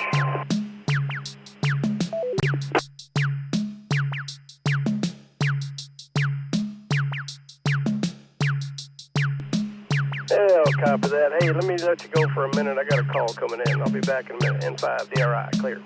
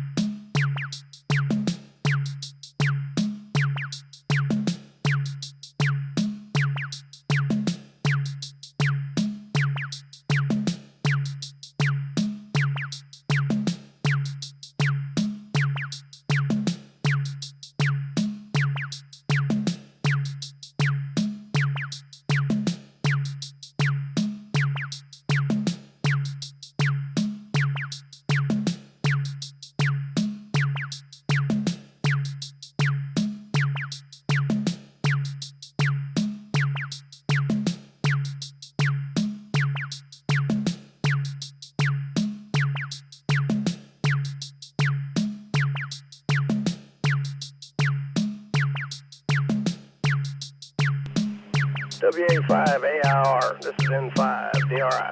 Does this sound any better, brother?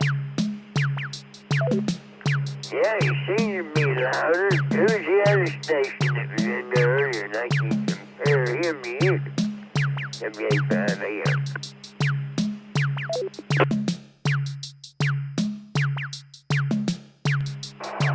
Good afternoon, Charlie. W5, SKO.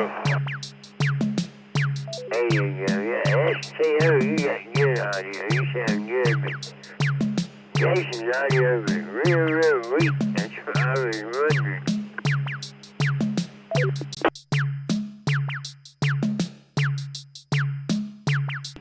Yeah, copy that. I'm way on the west side. I'm still hitting that Conroe repeater. Let me flip over to the Montgomery repeater, see if it sounds any better, but I did turn the mic gain up to maximum. Yeah, man, yeah, don't be switching repeaters, that'll mess me all up. You stay on 9-2. Me and Ryan can tell your audio came way up, you sound good. Yeah, I'll copy that, Charlie. Appreciate the phone call and the heads up, because I was not aware, sir. Yeah, I'm still on 9-2, about a mile from 45 here on 242, heading eastbound. Yeah, I'm looking at nothing but brake lights. Kind of mobile-ish. Alright, sounds good. I'm fixing to get out of the vehicle. Don't carry on, I didn't mean to interrupt nothing. I just want to let you know your audio is real low.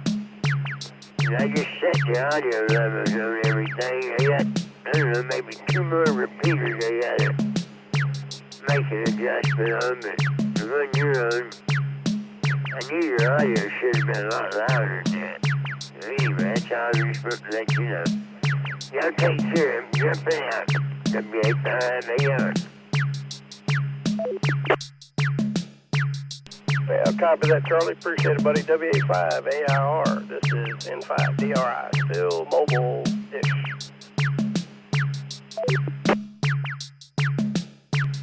Hey, Charlie, if you get this before you jump out, did you get my text message earlier?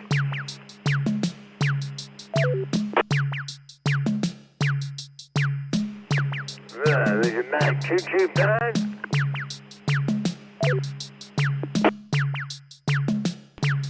Yes, sir. Yeah, I responded to you. Did you get my text message?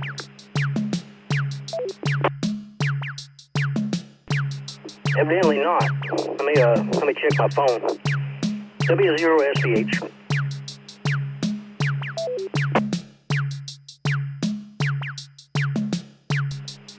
WA5AIR. This is KJ5DHJ. Mike in South Coast Houston. Charlie, are you out there?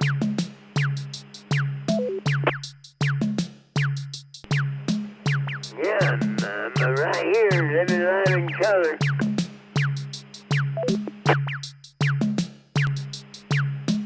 Are y'all working on the Angleton repeater? I'm hearing the parrot mode traffic coming across that repeater on 14662. No, I was earlier today. So it's still in the parrot mode. Let me, give me just a second. I forgot, evidently, I forgot to take it out of the parrot mode. Let me do that. I'm fixing to stop anyway, and I'll look at it right now. I appreciate you letting me know, though.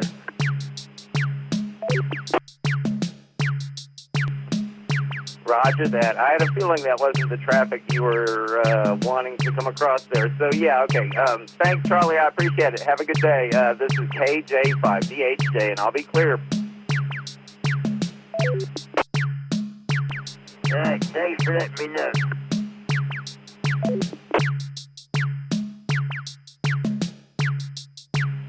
I did get your text message. I guess I didn't feel it in my pocket when it went off. But, it was right there when I texted you, because I just went ahead and texted you as soon as I disconnected it, because it wasn't on that list of ones you sent me.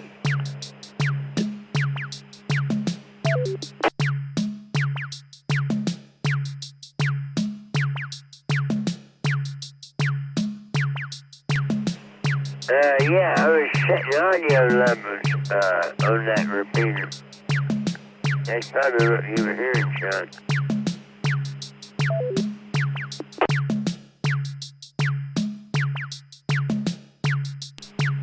No, it was somebody sitting under mic, Charlie. They was, I could hear Pink Floyd playing in the background. And the first time they did it, and then they timed out. And then it came back a little bit later, and you just hear muffled noises, but it wasn't you setting audio. Did you shut it off?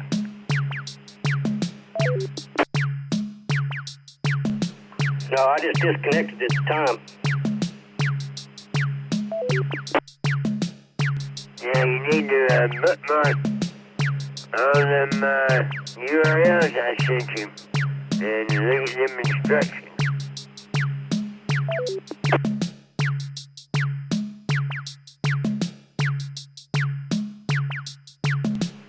All right, well, I'll give you a ring later. I'll let you get back to it. All right.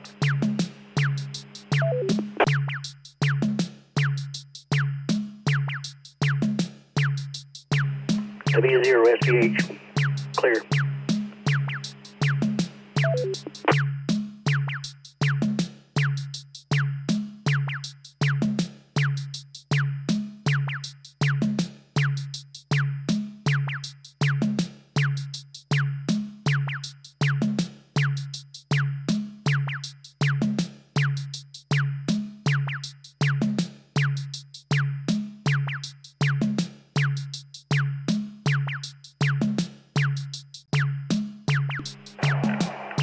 Jason, I didn't even realize your audio was low. I got a speaker right in my ear, and it was turned up real loud. I didn't realize until Charlie come on that I had the speaker that loud.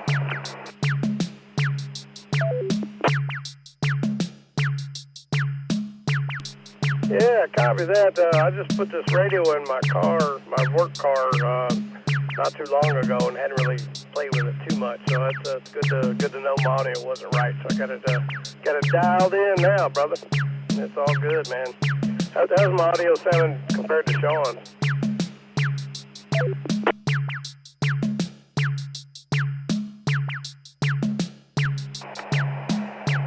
Well, to me, Sean and Charlie both, they're a lot louder than you are, but yours is plenty readable.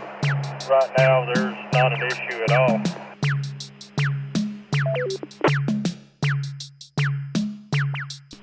Yeah, I'll copy that. Appreciate that, sir. Yeah, as far as the radio goes, I've got the mic gain on maximum, but I might look around and see if there's any settings I can do on the actual microphone itself. But I don't know. But anyway, I appreciate that.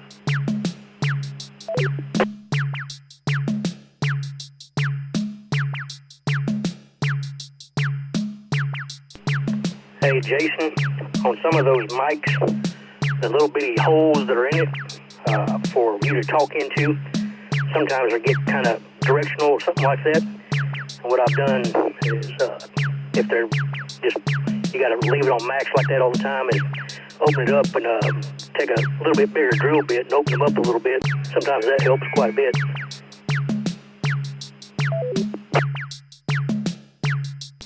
Yeah, copy that, Sean. Yeah, I'm looking at this microphone kind of pulling it away from my mouth, but yeah, it's only got like 3 little dots right here at the top.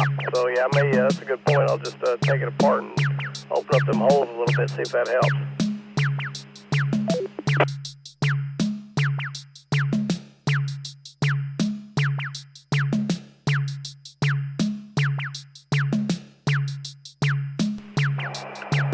So what radio did you end up going with in the car?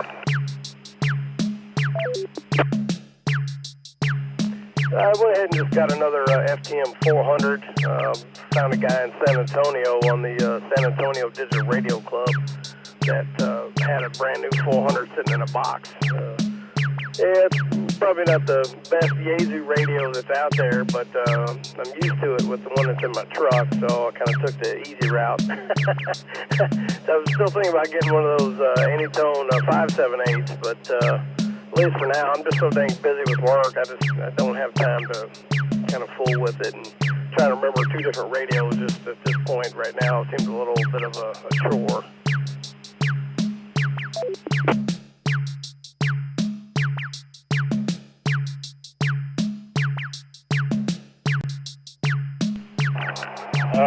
That display on that 400 I like a lot better than that 500 they came out with just a couple years ago. And whenever I got this truck, I went ahead and I wanted a remote mounted head because this little truck just doesn't have a whole lot of room. So I got one of those DR735T Alencos to put in here, and I really like this thing. I got the 578, stuck it over in the RV because I'm never in the Jeep anymore. Mama drives it back and forth to work. But I needed a remote head with great big letters on it so my blind person could see it.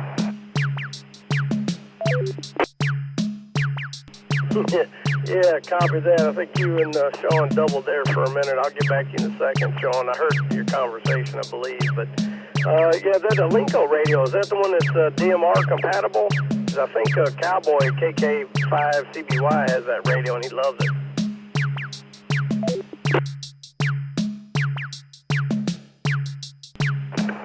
No, sir, this one is straight up analog. I didn't go with any of the DMR in here. It's easier for me on the analog side to be able to program it from the face and everything, but this remote head was the selling point for me because the letters on the display are every bit of an inch tall.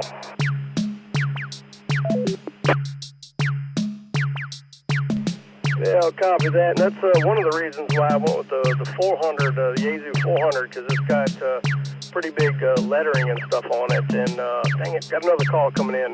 I'll come back in a second, Sean. I got a couple of questions for you. N5 DRI.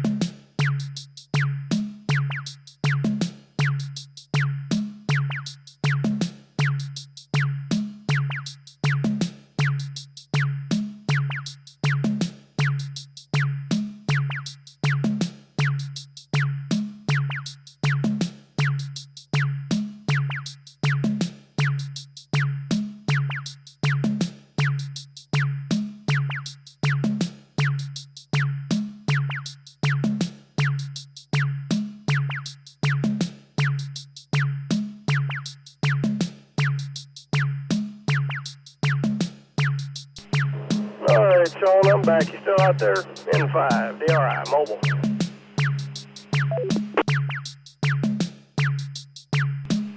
Oh, yeah, I'm still hanging around here in Carlos.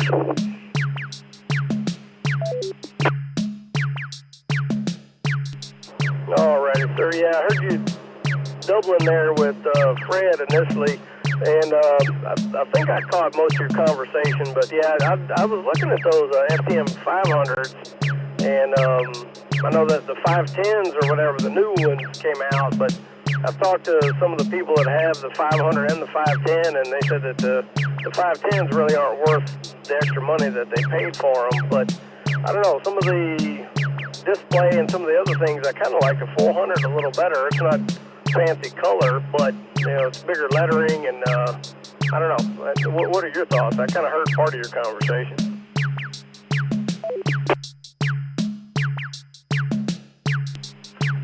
I looked at a 400, but they had just come out with the 500. But a buddy of mine went with the 400s. I found him one, and I found him another one later, because he's got one in his truck and one at his base.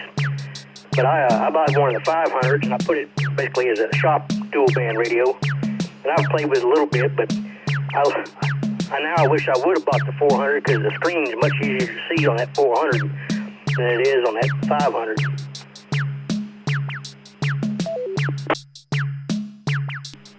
Yeah, copy that. That is true. That reminds me, I think the screen on the 500, I can't say for the 510, but the 500, the screen is about, I think it's like 3/4 of an inch narrower and maybe, I don't know, 3/8 of an inch more narrow, top to bottom maybe. But I'm pretty much enjoying this 400 right now. It seems like it's doing a pretty good job for me. It has some limitations, but I've developed some workarounds for it.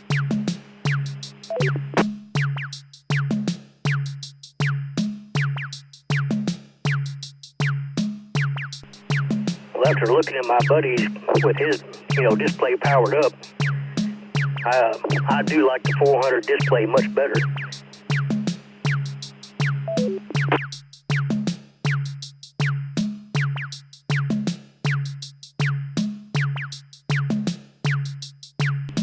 Yeah, copy that. I feel like I made a pretty good choice with the 400. I mean, it's a pretty good radio. It's got some quirks and limitations, but like I said, I found some workarounds for it. But I like the fact that I have the ability I can display the frequency in large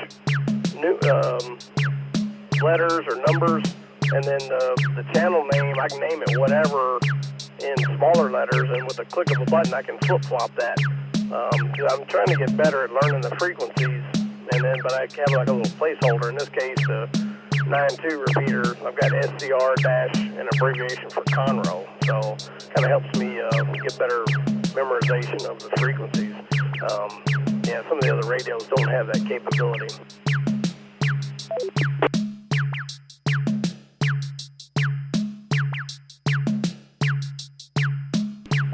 Yeah, I just bought a little HT the other day. It was part of a piece of some stuff that I picked up.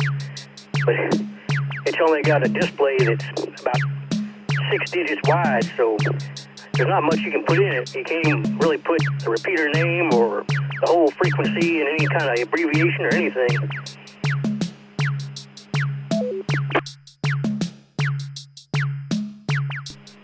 Yeah, copy that. That does make it a bit challenging. Yeah, I forget the number of digits on this, but I've got SDR space dash CNRO for the 9.2 repeater, and I've got the ability for that. So that's what, 6, 7, 8 or 9 characters. So, yeah, kind of make do.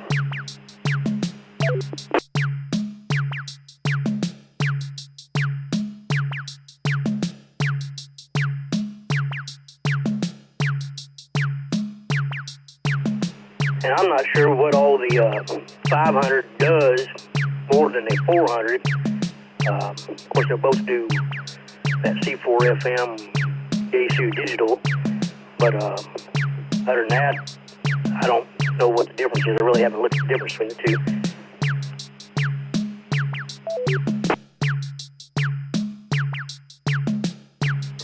Yeah, copy that. I'll have to look too. It's been a year or two since I've looked into the 500s, or to be honest, I haven't looked at the 510s. But for me, one of the, I'll say minor disadvantages that the 400 doesn't have, that I know like several of the Yaesu HTs have, is the bands. The 400 does not have the bands.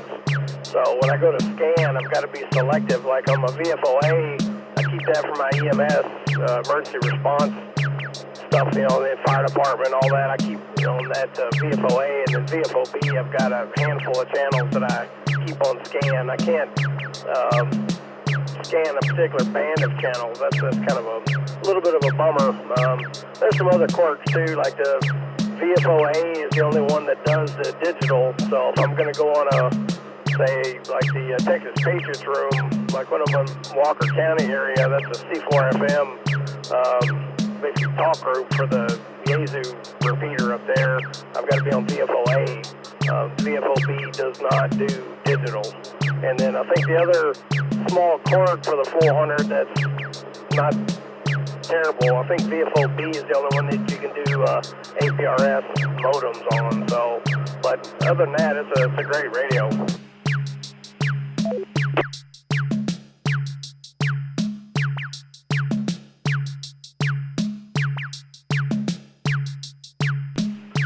Yeah, roger that. I'll have to look into my buddies a little bit more next time I'm around him and check it out.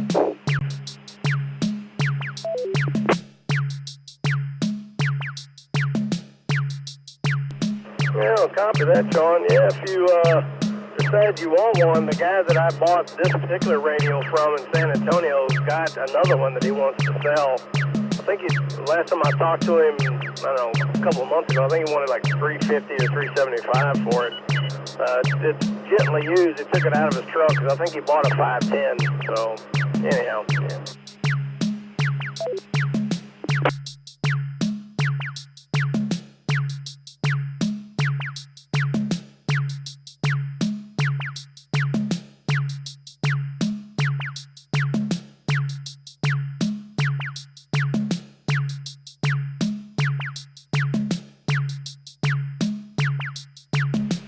I'll keep that in mind, but if I buy another radio right now, I think my wife would probably kill me.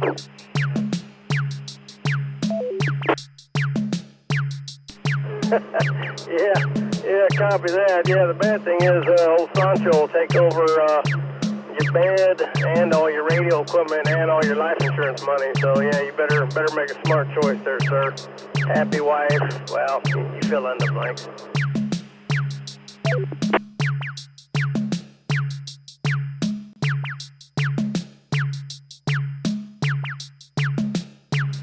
Oh, yeah, I know exactly what you're talking about.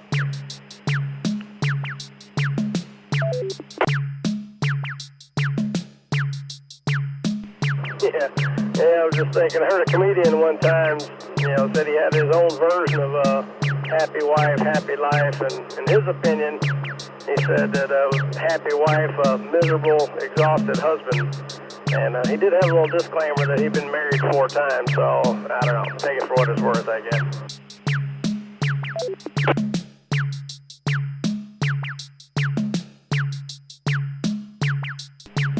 Well, he's definitely practiced it plenty if he's been married 4 times.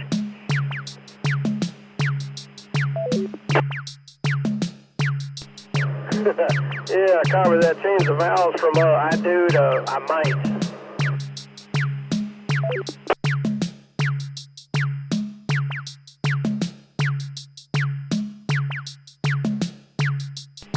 Yeah, I don't know about all that. My wife probably wouldn't take kindly to putting that in my vowels.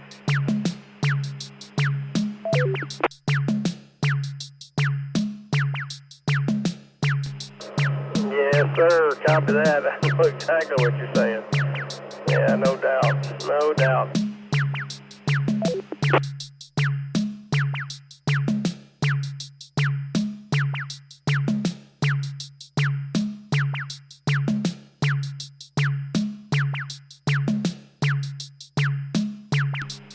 Good afternoon. The time is 5 p.m. Temperature 92 degrees.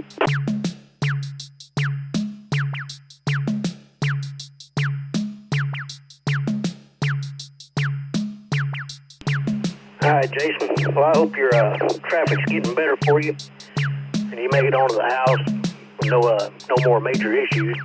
But I got to jump off here. I got to swap out the bucket on the tractor for the forks and move some junk around that I'm trying to get rid of.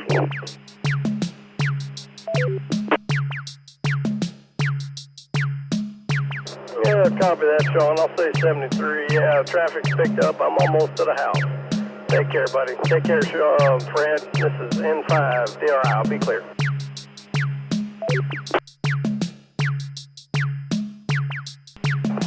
All right, brother, take it easy. Yeah, I'm about 2.5 miles off 45 here in New Waverly right now, so I'll be parking right far behind you.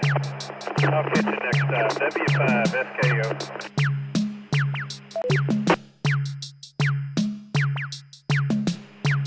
All right, both of y'all have a good evening. We'll holler at you after a while. 73 W0 SPH.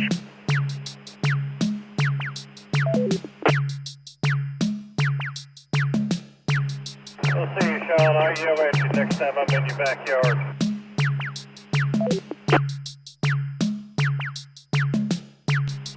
Roger that. Sounds good.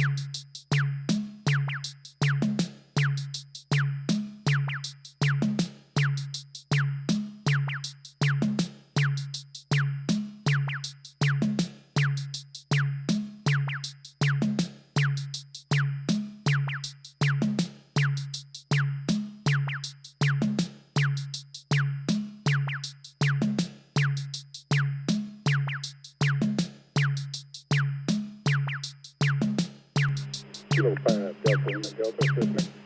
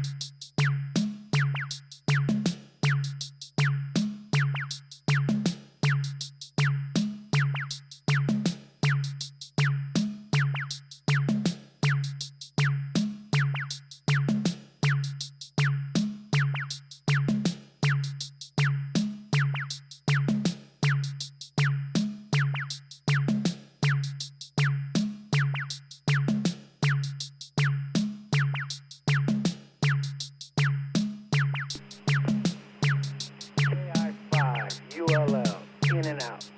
Wishing everyone on the South Coast Reflector safe travels and 73s to all. KI5 ULL Lake Houston. Clear.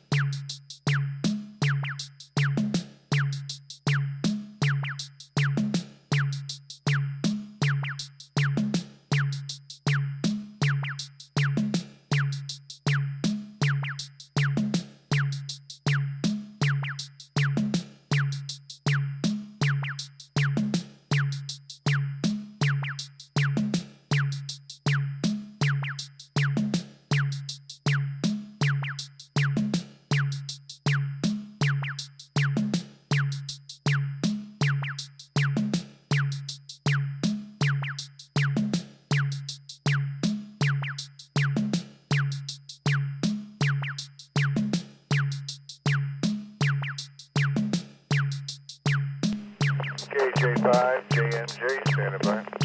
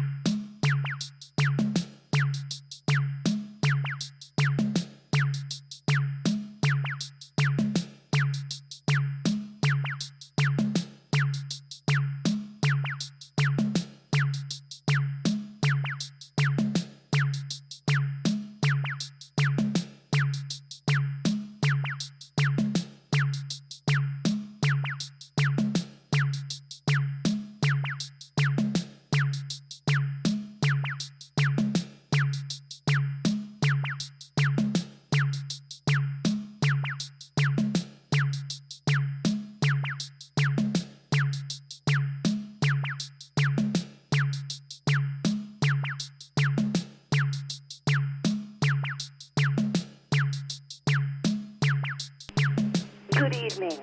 The time is 6 p.m. Weather conditions: cloudy. Temperature 93 degrees.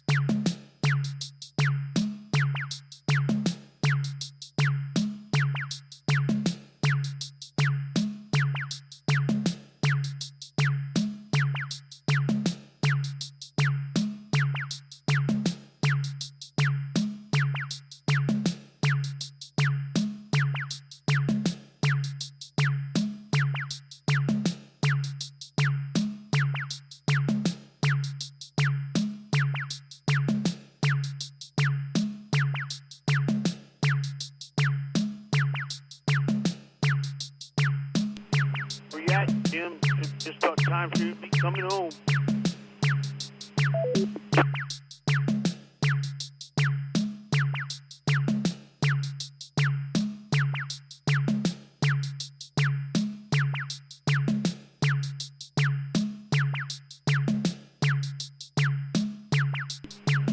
Into TW. I'm on my way home.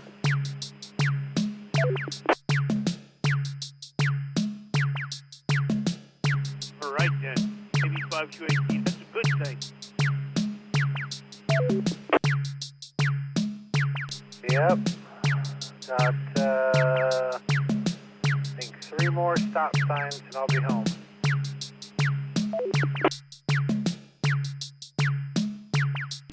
We don't have stop signs or signals where I live.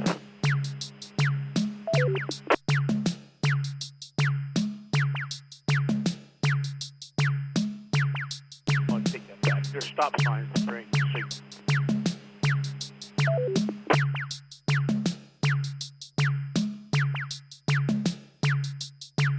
I was going to say, where is there no stop signs? I've been a lot of places in the world and I've always seen stop signs, but that makes sense.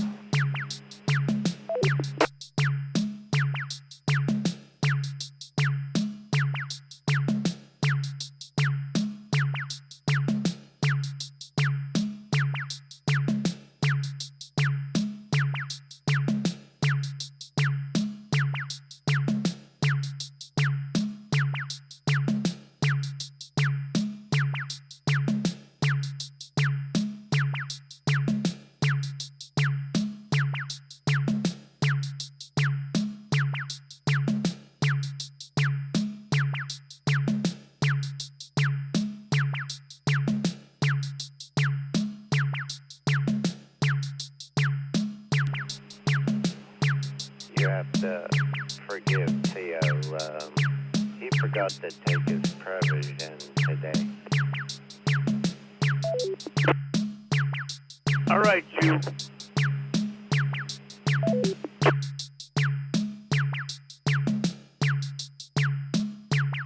That'll be enough from the peanut gallery.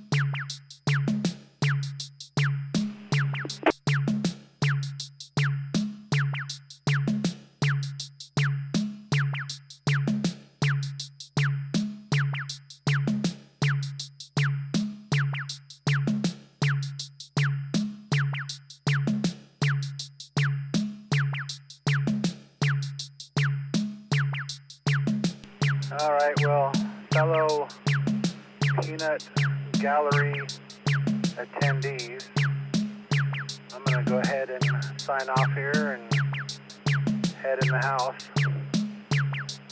Made it home from work. Hopefully you guys have made it home or will shortly. Into TEW, and I'll be clear. All right, then. Sure was good talking to you. I enjoyed it. KB5QAT.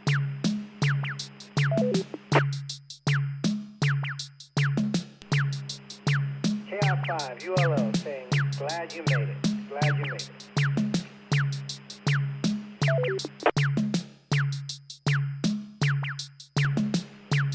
KI5, UTV, in the gallery.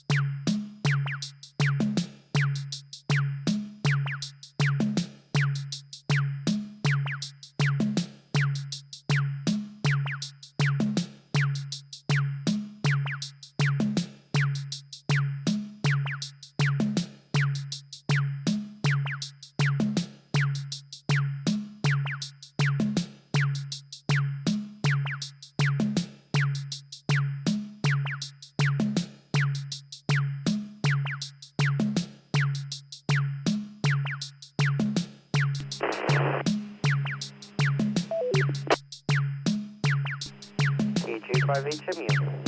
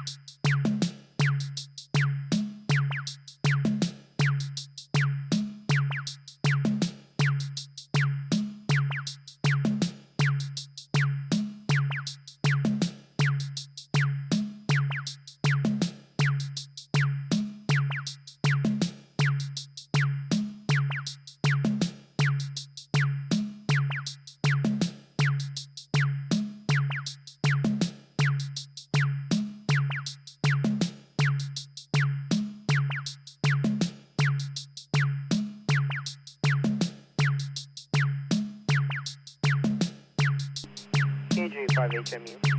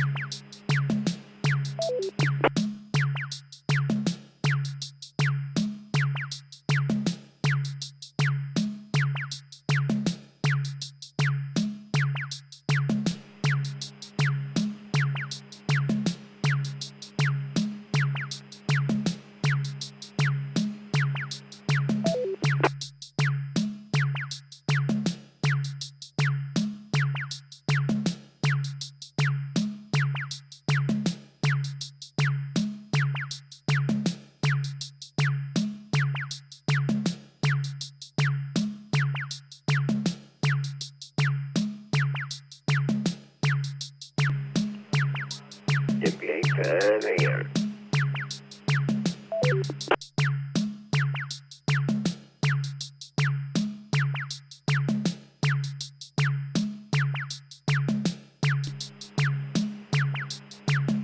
KI5 ULO.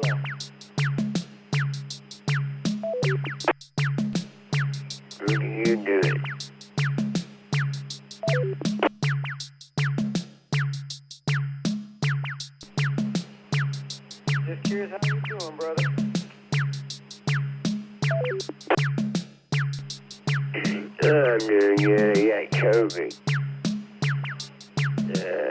I'm just curious, can you hear that new repeater I put on here?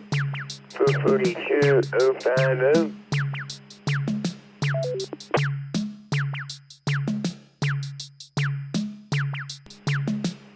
I haven't got a chance to.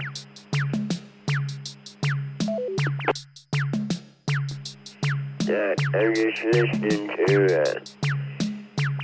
a guy in Ireland talking to a young ham over. That's what I'm listening to right now.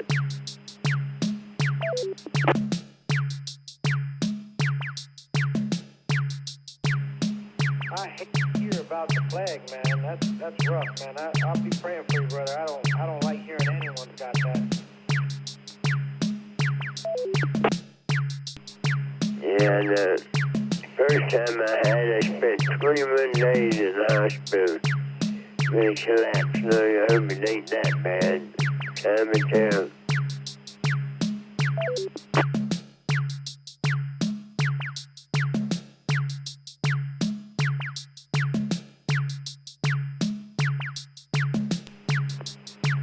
Yeah, I've seen ugly things in this family with the hospital and that thing, man. I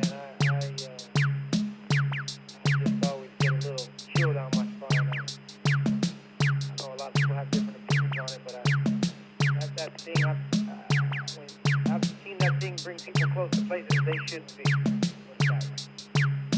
It's definitely keeping in my thoughts and prayers.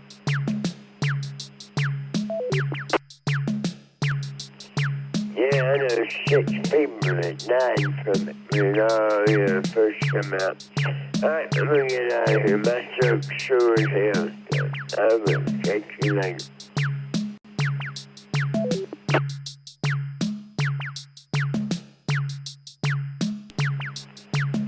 Good to hear you. Good to hear you. KR5, you're love. Thank you.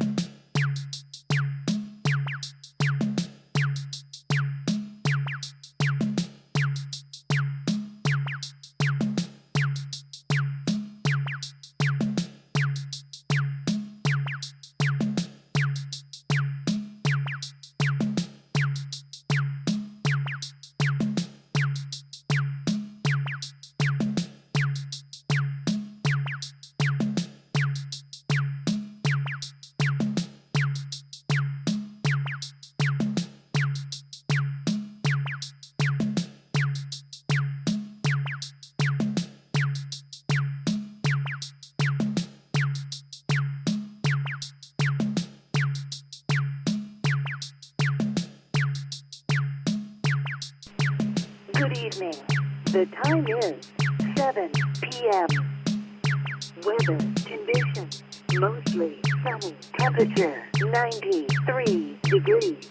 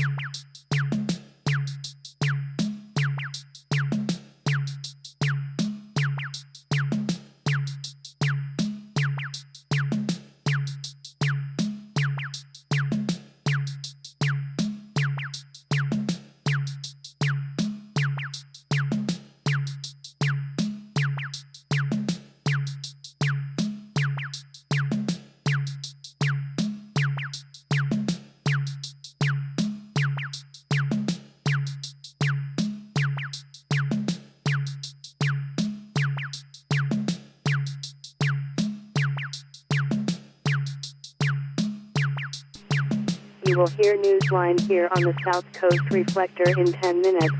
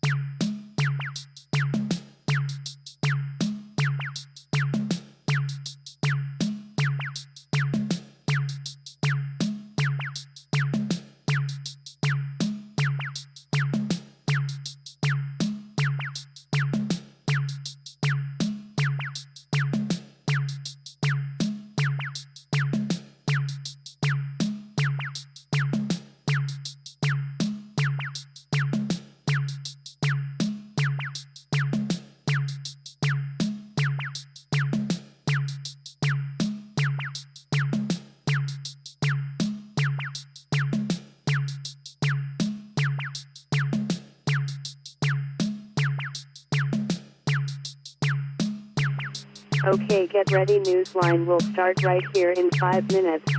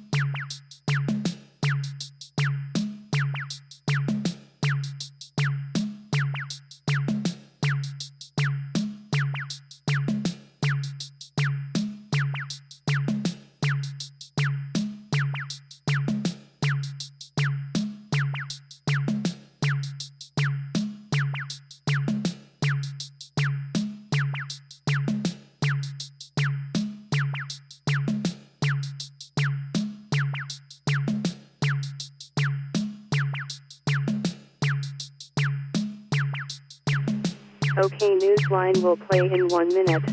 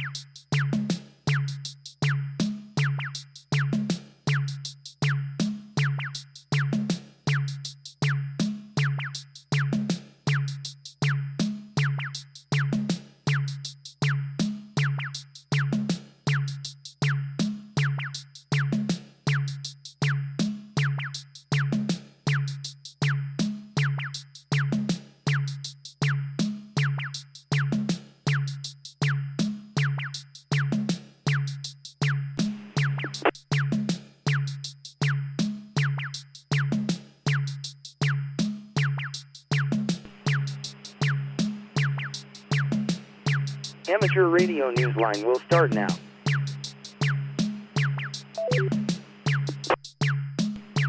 Amateur Radio Newsline, report number 2493, with the release date of Friday, August 8, 2025. To follow in 5, 4, 3, 2, 1. The following is a QST. An international partnership creates a satellite to aid disaster response. Hams honor the Navajo code talkers of World War II and finding a 20-meter dipole in a cornfield. All this and more as Amateur Radio Newsline report number 2493 comes your way right now. From around the world, this is Newsline, Amateur Radio's independent, on-the-air news and bulletin service. And now reporting from Valparaiso, Indiana, here's Paul Brown, WD9GCO. Our top story takes us to space, where a satellite created through the partnership of two nations will provide a window into some of the natural disasters plaguing us here on Earth. Jim Meechan, ZL2BHF, has the details. An unprecedented joint satellite project between the Indian Space Research Organization and NASA is giving researchers the hope of better studying the Earth's climate and helping improve responses to natural disasters by monitoring the most subtle changes on Earth, including its glaciers and wetlands. The satellite is known as NISA, the NASA ISRO Synthetic Aperture Radar Mission. Its launch aboard an ISRO spacecraft on the 30th of July from the Satish Dhawan Space Center centered on its mission to send microwaves to collect data from different surfaces on the planet. When processed, the data will be visible in an exceptionally high resolution. An estimated 80 terabytes of data will be collected daily. Scientists have said that the method has, quote, unprecedented accuracy, end quote. Researchers and governments around the world will be able to view the data via a cloud platform where they will have open access. The project is being praised as the first collaborative satellite mission of its kind between the Indian and US space agencies. Jim Meechan, ZL2BHF. A Texas telecommunications company asking for FCC permission to use amateur radio frequencies between 430 and 440 megahertz has submitted a response to the U.S. regulator. Amateur Radio Newsline will continue in 20 seconds.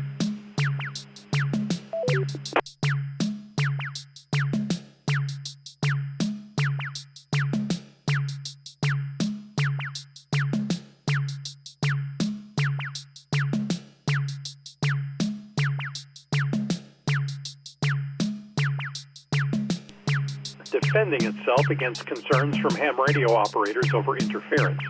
The letter, written by AST Space Mobile, assures the agency that its satellites are designed to, quote, mitigate interference, end quote.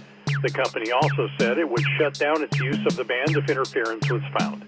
The company's filing, reported in the PC Magazine website, reads in part that the FCC has found that AST Space Mobile's prior demonstration of no interference conform to ITU regulations and are, quote, sufficient to authorize a limited non-conforming use, end quote.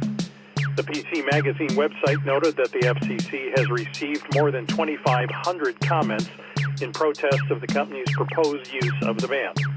Elsewhere in space, 2 more hams have arrived aboard the ISS after a brief delay of their launch, as we hear from Travis Lisk, N3 ILS. NASA's SpaceX Crew 11 arrived at the International Space Station in the early hours of Saturday, the 2nd of August, after a launch that suffered a one-day weather delay due to poor weather. Commander Zena Cardman, KJ5CMN, and pilot Mike Fink, KE5AIT, were accompanied by 2 mission specialists, JAXA astronaut Kamiya Uyi and Roscosmos cosmonaut Oleg Platonov.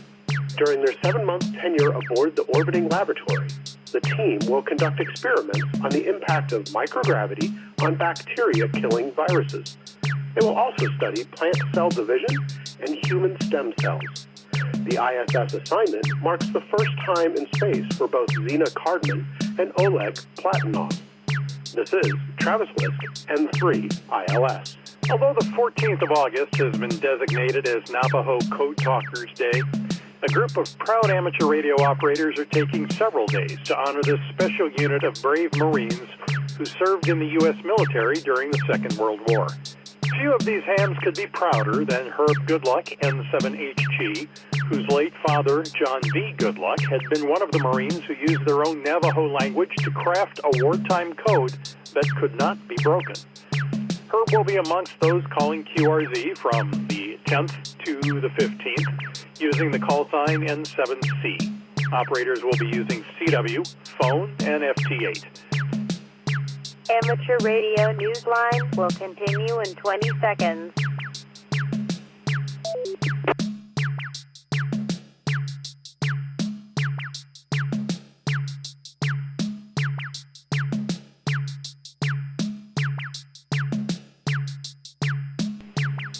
C. Operators will be using CW, phone, and FT8. Additional details, including operating frequencies, can be found on QRZ.com. The hams will be operating from Window Rock, Arizona, at the Navajo Tribal Park and Veterans Memorial. In rural India, students at a school for boys are being rewarded for their faith in the technical expertise of amateur radio operators. The Lightning Arrestor project they have been collaborating on for several years with the hams is ready to be considered for a patent.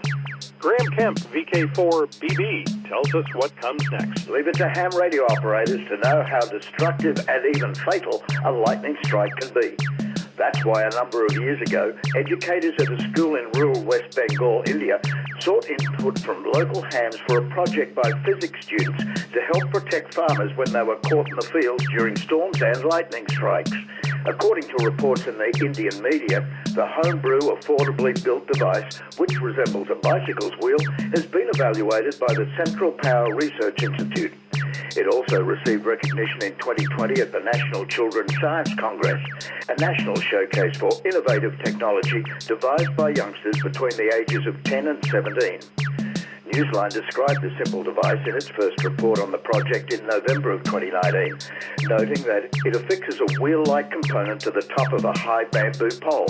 An electrical wire connects it to metal in the earth to ground it. The secretary of the West Bengal Radio Club said in media reports that 40 such devices have already been put in place at 40 locations throughout northern Bengal, where the fields for the farmers and their animals are moist and marshy. Now the waiting begins. The Times of India reports that the patent application for the project was filed on July 27. This is Graham Kemp, VK4BB.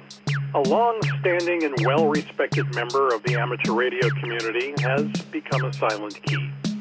Frank Butler, W4RH, had been active in ham radio since the 1940s, when he received his commercial and his amateur licenses. He spent part of his professional career as a broadcast engineer at several stations. By many accounts, he gave back generously to amateur radio over many decades. He served for nearly 30 years as the Southeastern Division Director of the ARRL until he stepped down in 2007. He had begun his service with the League in 1957 as Communications Manager for... Amateur Radio Newsline will continue in 20 seconds.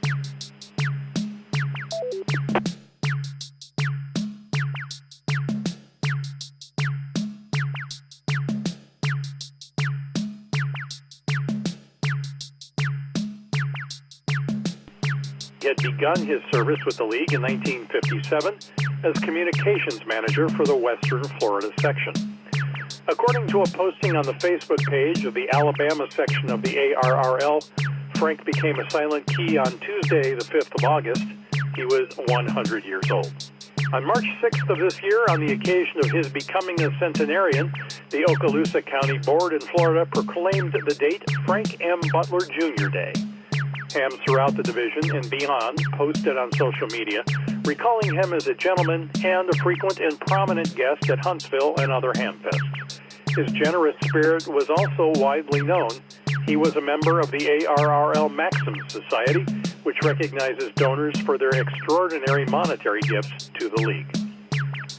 A museum project is being hosted online when the ARRL is tracking amateur radio's life story and its impact on society. We have more details from George Zafiropoulos, KJ6VU. What began as a project of Chuck Penson, WA7ZZE, is slowly growing into Radio Alpha, a ham radio museum and research resource hosted by the ARRL. The historian's vision is to build a tool where documents detailing amateur radio equipment and technology and its evolution can be accessible to everyone in a central location. Announcing the project on the ARRL website, Chuck wrote, "This database will be a living resource, regularly updated and expanded through ongoing research and community contributions, fostering a deeper appreciation and understanding of amateur radio's profound impact on communication, technology, and society." Chuck is looking for volunteers to assist him in building and collecting the content, especially hams with deep knowledge of particular product brands or operating modes. The project is being supported by the ARRL's Historical Preservation Fund. If you're interested in assisting him, he can be emailed at radioalpha@arrl.org. That's radioalpha, one word, @arrl.org. To see how the collection has already grown, visit the link in the text version of this week's Newsline script at arnewsline.org. This is George Zafiropoulos, KJ6VU. Time for you to identify your station. We are the Amateur Radio Newsline, heard on bulletin stations around the world, including the AH6LE repeater in Beaver Creek and Wilsonville, Oregon, on Sundays at 6 p.m. Amateur Radio Newsline will continue in 20 seconds.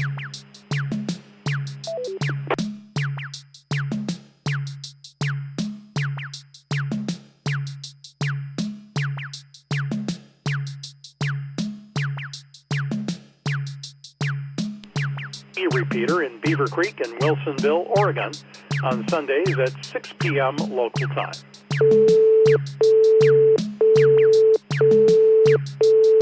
Viewers of the Ham Nation podcast shared a proud moment with Newsline's Young Ham of the Year, and Don Wilbanks, AE5DW, is here to tell us about it. On Wednesday, July 30th, it was my honor to present the 2025 Bill Pasternak WA6ITF Amateur Radio Newsline Young Ham of the Year Award to Katie Campbell, KE8LQR. As Katie will be in Germany as a foreign exchange student for her senior year in high school on the weekend of the Huntsville Ham Fest, we presented the award live on Ham Nation, a first for us. Our corporate sponsors, Yazoo USA, Heil Ham Radio, and Radio Waves Antennas, will have some gifts to show their appreciation. Appearing with Katie, along with our Ham Nation regulars Josh Nass, KI6NAZ, Amanda Alden, K1DDN, and Gordon West, WB6NOA, were Young Ham of the Year Committee Chairman Mark Abramovich, NT3V, Judge Rich Moseson, W2VU, Newsline Editor Karen Eve Murray, KD2GUT, Newsline's Neil Rapp, WB9VPG, DX Engineering's Tim Duffy, K3LR, and Huntsville Hamfest Chairman Mark Brown, N4BCD. If you missed it live, you can watch the replay on YouTube on the Ham Radio Crash Course channel, or just type Ham Nation in the YouTube search bar. Our sincere congratulations go out to Katie for her amazing contributions to the amateur radio hobby and service.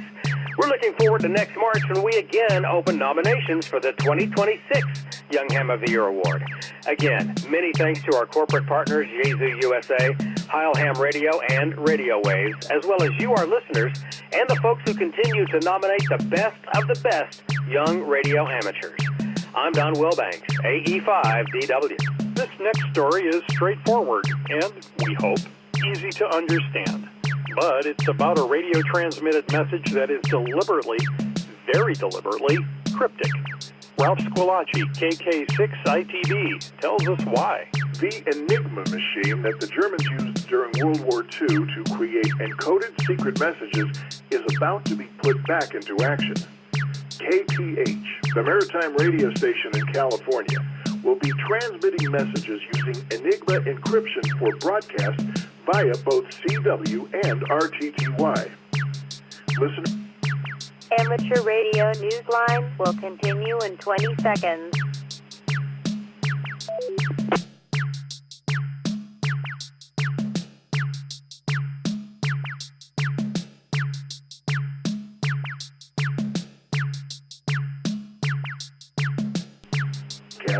Via both CW and RTTY. Listeners copy the message and then using an actual Enigma machine they may have in their shack or a simulated one available online, work to decrypt the message, which will be sent in groups of 5 letters each. This annual tradition recalls the hard work of World War II-era cryptographers who ultimately cracked the code. Certificates are awarded for proof of successful decode, first to decode, and for use of original or replica hardware. The broadcast begins at 2000 UTC on the 30th of August on all KPH, CW, and RTTY frequencies. For more details, visit the link in the text version of this week's newscast at arnewsline.org. This is Ralph Squillace, KK6ITB. In the world of DX, 2 scout stations are finishing up their activations. Scout Station CR5OCEAN is on the air until the 9th of August, operating from the National Maritime Scout Camp Oceanos at the Alcaiva Dam in southern Portugal. Be listening on 40 and 20 meters. QSL via CR6CNE. In Slovenia, another scout station, S50ZLET, is being operated by members of Radio Club Cezana, S59ABL, and Radio Club Koper, S59CST, until the 8th of August for the Slovenian National Jamboree. See QRZ.com for details. Operators with the Summers Island Expedition, IOTA number EU133, are on the air until the 14th of August. They're using the call sign RI1E. Listen for Vasily, R7AA, and Mikhail, RA1ALA, operating CW, single sideband, and the digital modes on 40 through 10 meters. See QRZ.com for QSL details. Special Event Station 9A169 Tesla is on the air until the 31st of December, marking the 169th anniversary of the birth of Nikola Tesla. See QRZ.com for QSL details. In Canada, members of the Atlantic Coast DX and Contest Group are celebrating the 100th anniversary of the International Amateur Radio Union by going on the air throughout August as CG9IARU.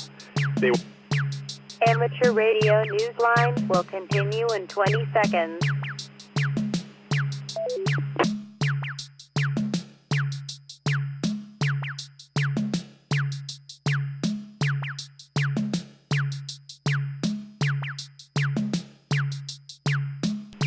By going on the air throughout August as CG9IARU. They will activate POTA, Worldwide Flora and Fauna, and Canadian historical sites on the air locations. See QRZ.com for QSL and other details. You don't need to be a farmer to celebrate corn season this time of year.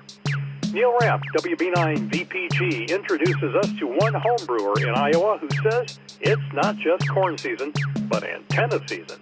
The smiling radio operator greeting viewers of his YouTube videos calls himself Cornfield Kevin.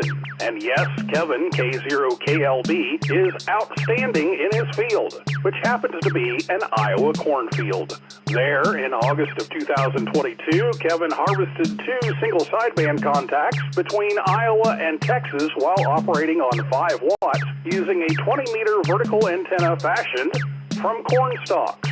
He called his creation the Corntenna.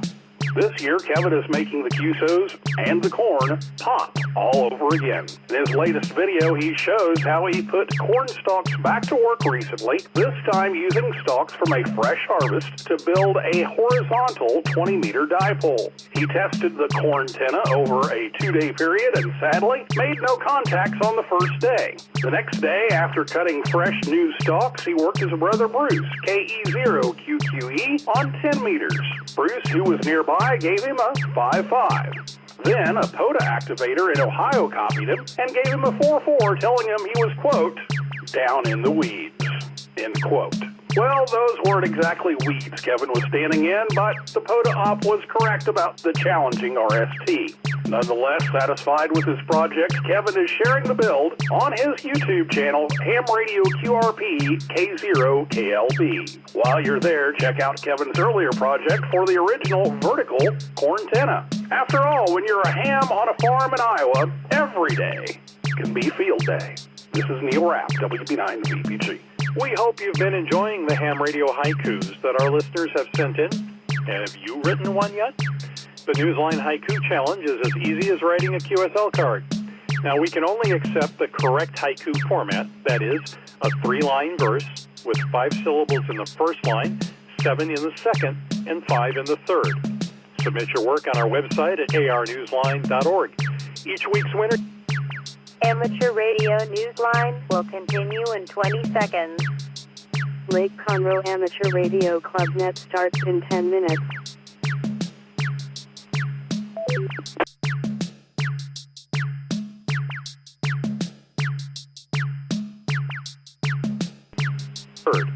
Submit your work on our website at arnewsline.org. Each week's winner gets a shout-out on our website where everyone can find the winning haiku. With thanks to Amateur News Daily, AMSAT News Service, Analyst IP, the ARRL, CBS, CNN, David Behar, K7DB, Facebook, 425DX Bulletin, the FCC, the Jeffrey Don Foundation, Maritime Radio Historical Society, NASA, Okaloosa County Board, PC Magazine, shortwaveradio.de, the Times of India, the Wireless Institute of Australia, YouTube, and you, our listeners. That's all for the Amateur Radio Newsline. We remind our listeners that Amateur Radio Newsline is an all-volunteer, nonprofit organization that incurs expenses for its continued operation. If you wish to support us, please visit our website at arnewsline.org and know that we appreciate you all. We also remind our listeners that if you like our newscast, please leave us a 5-star rating wherever you subscribe to us. For now, with Karen Eve Murray, KD2GUT at the News Desk in New York, and our news team worldwide, I'm Paul Brown, WD9GCO in Valparaiso, Indiana, saying 73. As always, we thank you for listening. Amateur Radio Newsline is copyright 2025. Amateur Radio Newsline retains ownership of its materials even when retransmitted elsewhere. All rights reserved.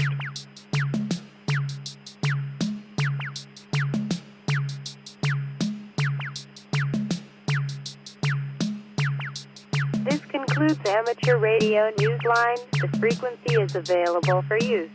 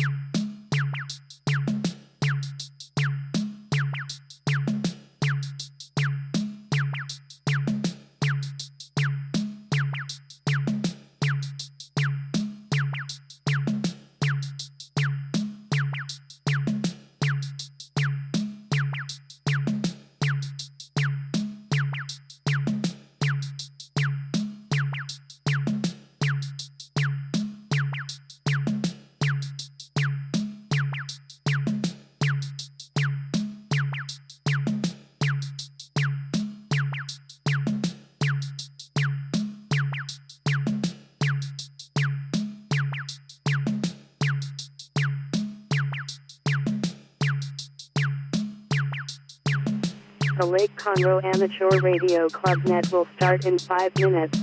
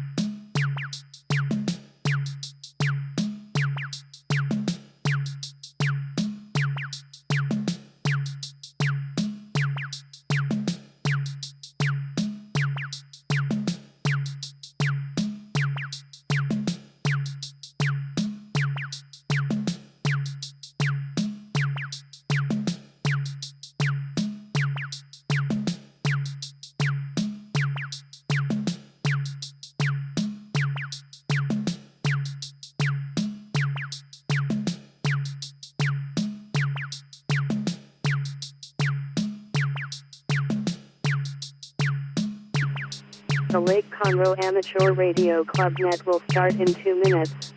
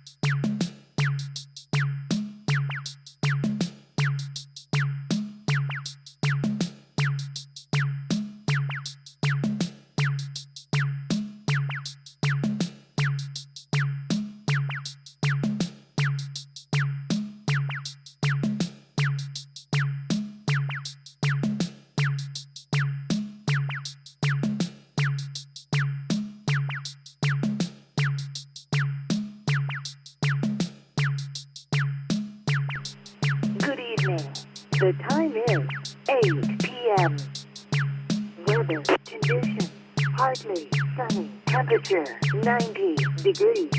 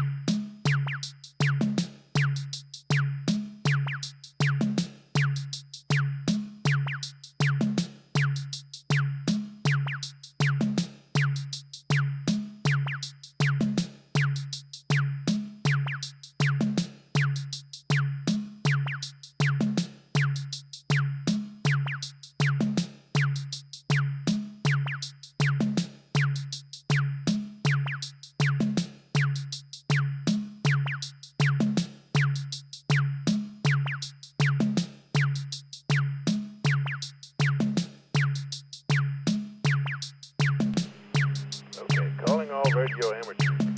This is Ray, W5HQJ, acting net control for the Lake Conroe Amateur Radio Club Weekly Information Net.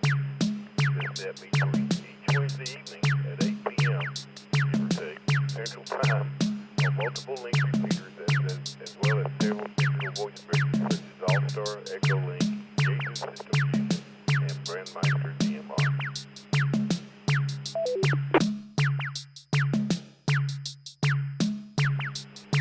The primary All-Star node for the net is 50017. The Brandmeister DMR talk group is 3116923. And the Echolink node is Alpha Charlie 5 Lima Charlie, or WA5AIR-R if you are whitelisted on the Charlie Echolink. We're using ham.live for login. It costs nothing and you only need your email address to log in.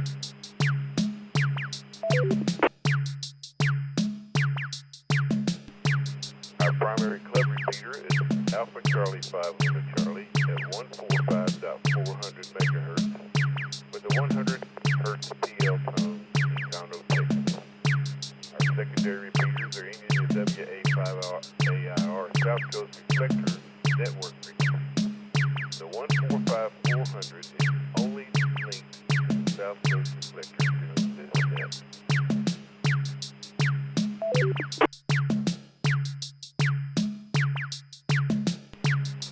South Coast Reflector team maintains a network of repeaters that has coverage from Galveston to Madisonville and north of Bryan College Station. This costs money. If you have a chance, visit southcoastreflector.com website and throw them a couple of bucks. There is also a link on our club website. A list of currently linked repeaters and other normally linked repeaters is available at alphacharlie5limacharlie.org, ac5lc.org.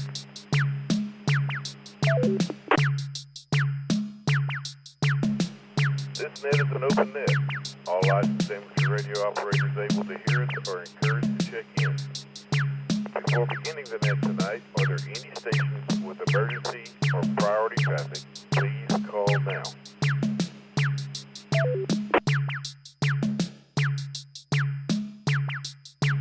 Is there anyone that can serve as a backup net control? Please call now.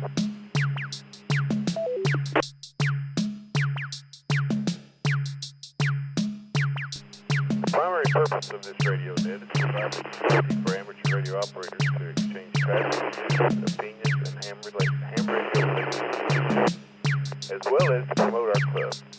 Please note that additional information is available on the club website at ac5lc.org. That is Alpha Charlie 5 Lima Charlie.Oscar Romeo Golf. Our meetings are held on the fourth Thursday of each month, starting at 7 p.m. for club business, and learning at presentations at 7:30 p.m. They are held at the Woodlands Emergency Training Center at 16135 I-45 South Conroe. That is between 242 and 1488, just past the CVS warehouse on the northbound Beaver Road.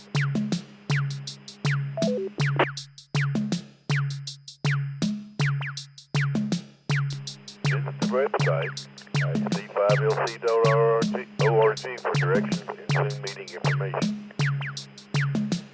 Or you can email info@ac5lc.org. And, man, I really don't have a net question tonight since I grabbed this. I didn't hear anybody pick up and call the net, so I really don't have anything prepared for a net question. Unless somebody has a net question that they would like to use tonight, please call now.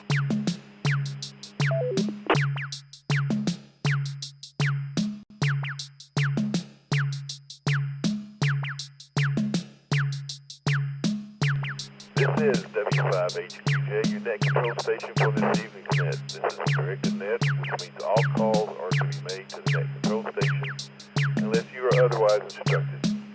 All amateur radio operators are invited and encouraged to check into our net. This is a link system net. Please key, and allow a couple of seconds for the repeaters to link up and start transmitting. Then announce your call sign slowly and phonetically twice, followed by your name, location, and whether or not you have traffic for the net. After a few check-ins, the net control will pause and review the check-in list. Then ask for traffic and your answer to the night's question, which we don't have. If your check-in is not acknowledged, please try again when net control asks for additional check-ins. We will now begin taking check-ins to the Lake Conroe Amateur Radio Club information net. Any short time or mobile stations leaving repeater coverage, you will not be asked. Well, please call now.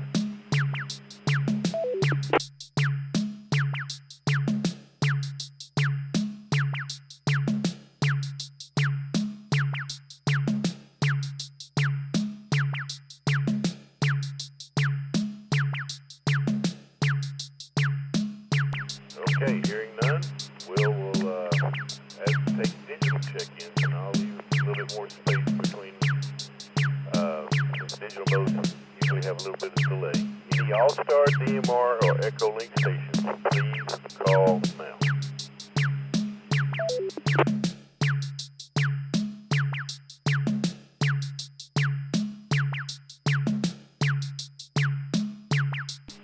Okay, it's going to be a short night, it seems. Anyone wishing to check into the LCARC net, we will now take general check-ins. Anyone, anywhere, please call now.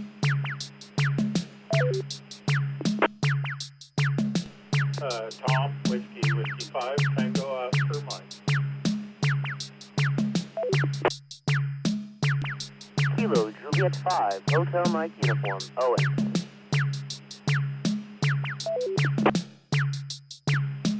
Kilo 5, Uniform, Lima, Orlando.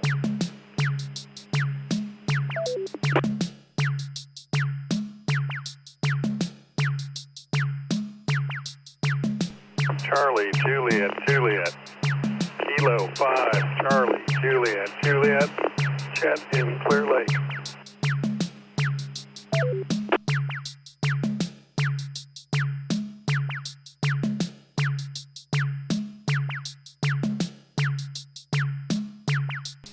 Okay, we'll stop here, and I missed one. I know I missed one. Net control remote is Tom, WW5TOM, and I believe I got this right.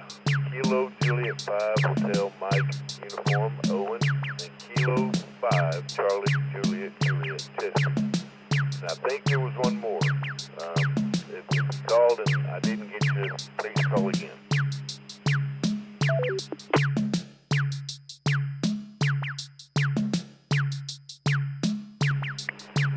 Kilo, Juliet, 5, Mike, Sierra. Uniform, Lima.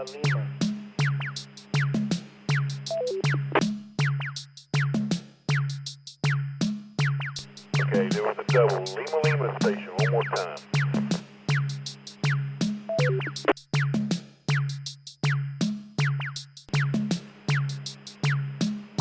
Kilo, 5, Uniform, Lima.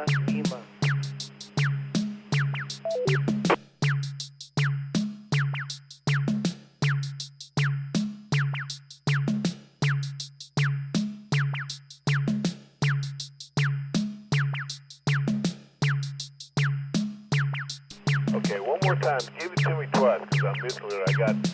I heard a Kilo, and then you dropped off, and then 5 Uniform Lima. Give it to me twice, please.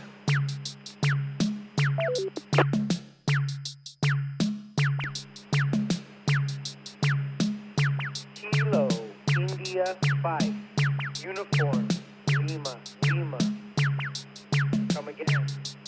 Kilo, India, 5, Uniform, Lima.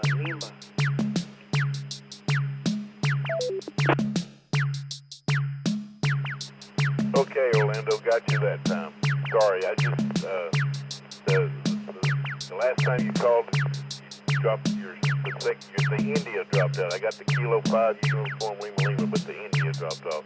And there was one more, I think it was I must have typed it wrong. Kilo, Juliet 5, Mike, Sierra. Is that correct?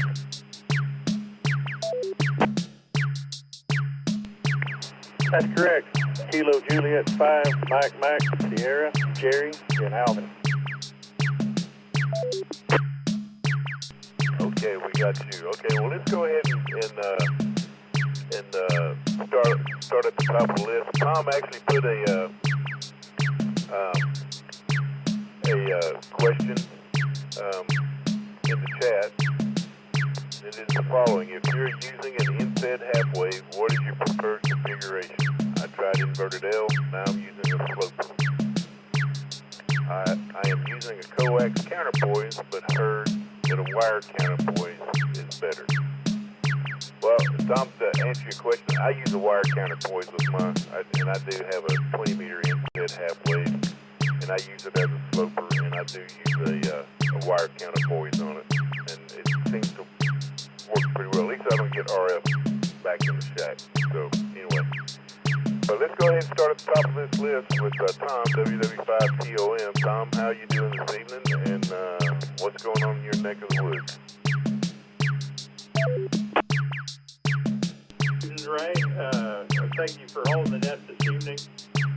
Just got back from Galveston. I've been down there for a few days. We had a really good rain the other day. I got to go to Seawolf Park for the first time and go through the submarine and the battleship down there.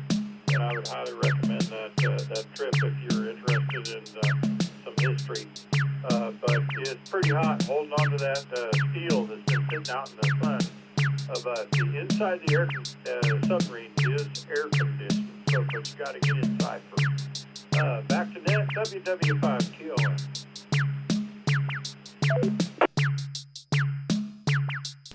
Thank you, Tom. Yeah, it's been years since I've been down there. Matter of fact, the last time I went to Galveston, I noticed there's been some changes over there in that park. There used to be a pavilion there, and it looks like they've torn it down. It used to be known as Seawolf Park, but now I think they call it the Naval Historical Museum of Galveston now. I think is what they renamed it to. Anyway, I'm glad you enjoyed it. Like I said, it's been years since I've been down there. I know the battleship Texas was tied up to a dock while we were down there. You could see it across the channel, but I think they're still working on the renovations inside. So let's go to Owen. Kilo Juliet 5 Hotel Mike uniform. Owen, how are you doing this evening? And do you use an inset half wave? And how do you use it? How do you have it configured? From W5HQJ.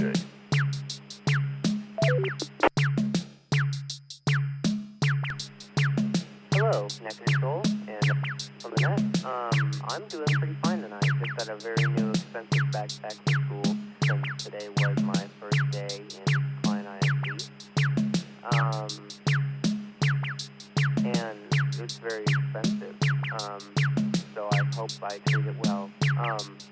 To answer your question about the NSET half-wave, I do not have a nice NSET half-wave. But if I would probably use, well, I'm not really good with my antennas, so I'd have to probably do more research beforehand. But I love building things, and it would probably be a very fun project. KJ5HME, back to net. Very good, Owen. Thanks for checking in this evening, and I guess the school year started, so it's back to work for you. So anyway, good luck with your studies this year. Let's move down to Chester. Kilo 5, Charlie Juliet. Chester, do you, or Chet, I'm sorry, your name comes up with Chester, I know it's Chet. Are you using an inset half wave, and do you use a coax counterpoise, or do you use a wire counterpoise on it?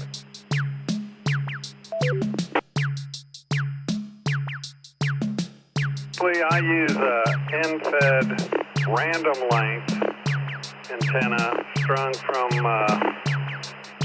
my second story down to my fence line. It's 53 feet, and it's not a wavelength, and it's not a fraction of a wavelength. And my tuner can tune it anywhere from 80 down to 10 very effectively. and I use a 17-foot wire counterpoise on that system, and I've found that to be pretty effective.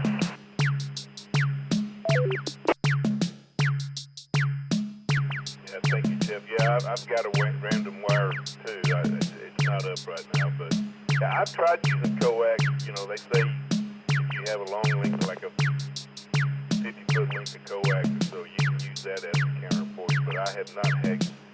I keep getting RF back in the shack, so now I've put a 1-to-1 choke between the infed half wave and my feeder coax, and I haven't got bit by RF since I started using that. Let's go down to, and I don't have his name. His name didn't come up on my list. He told me and I forgot, but Kilo Juliet 5, Mike Sierra. Good evening, sir. How are you? And how do you use an infed half wave if you have one?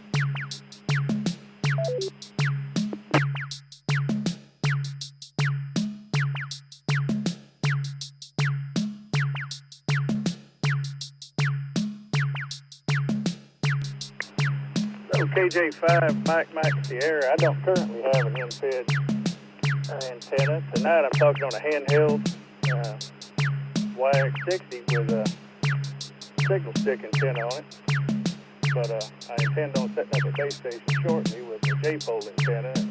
I'll let you know how that goes later.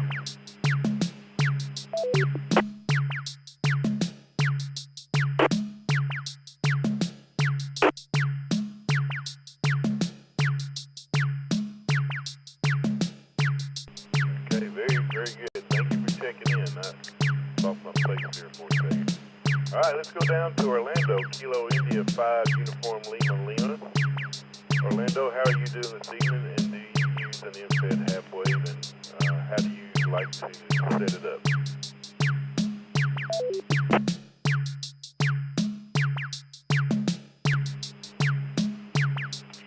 Thank you, Nick. Wire counterpose.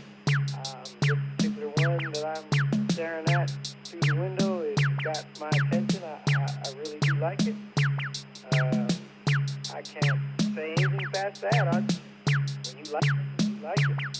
And as long as them waves are flying, I'm on air, it's working. After that, just want to say well wishes to everyone out there on the repeater.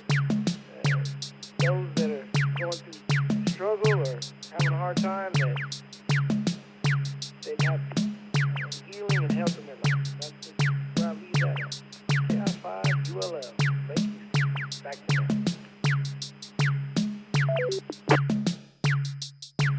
Very good, Orlando. Thank you for stopping by. Thank you for checking in this evening. Well, that takes us to the bottom of the first list. We'll do another round of check-ins, and then we'll do a few announcements. So is there anyone wishing to check in this evening to the Lake Conroe Amateur Radio Club weekly information net? Please call now with your call sign twice, slowly. November 5, Golf Lima Oscar. November 5, Golf Lima Oscar. Alpha 5, Bill, Juliet, Whiskey Mobile, James and Piners.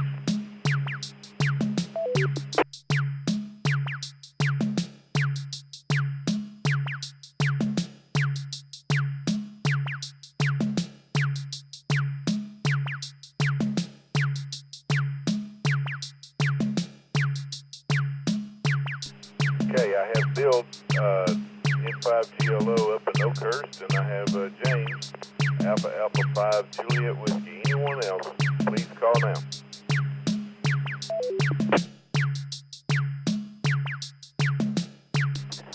Kilo 5, Yankee November Uniform, K5, YNU, Oren and Cairo, Mobile.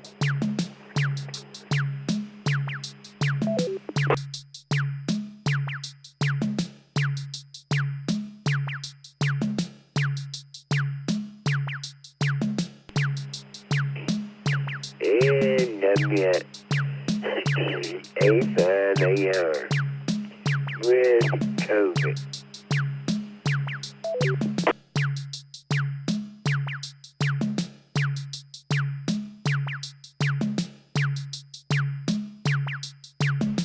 Okay. That control knowledge is N5GLO, Alpha Alpha 5 Juliet Whiskey, K5 YNU, and then Charlie Tuna, Whiskey Alpha 5, Alpha India Romeo, and Charlie Landon. Your condition, you don't need to be getting COVID. Hopefully you're getting over it pretty soon.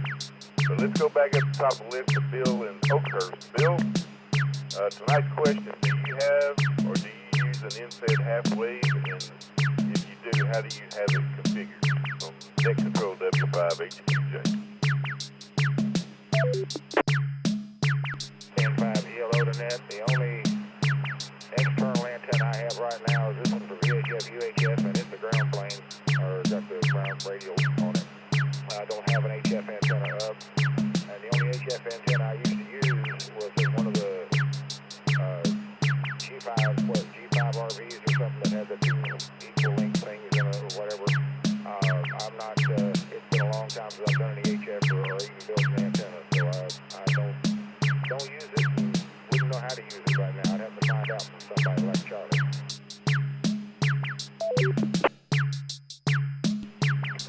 Very good, Bill. Thanks for checking in as always. And we'll catch you on next week's Net. Let's go down to James, the Alpha Alpha 5 Juliet Whiskey. James, do you have an inset half wave, and how do you have it configured? Do you have it as an inverted L or sloper? Do you have a wire counterpoise, or do you use coax for a counterpoise from Net Control W5HQJ?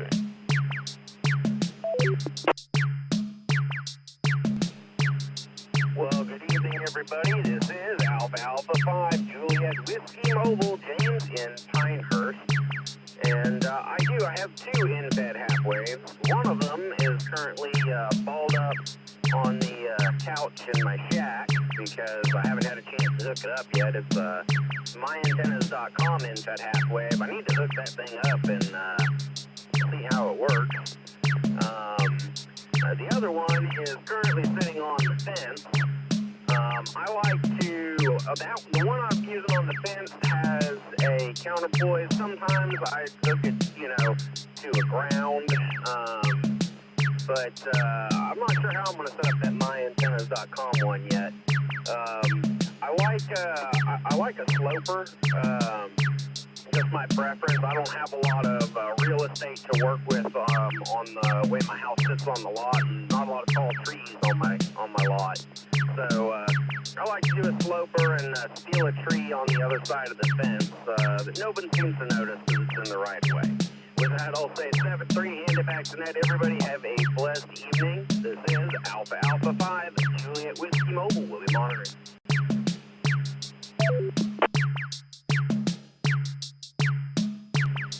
Thank you, James, for checking in, and thank you for stopping by.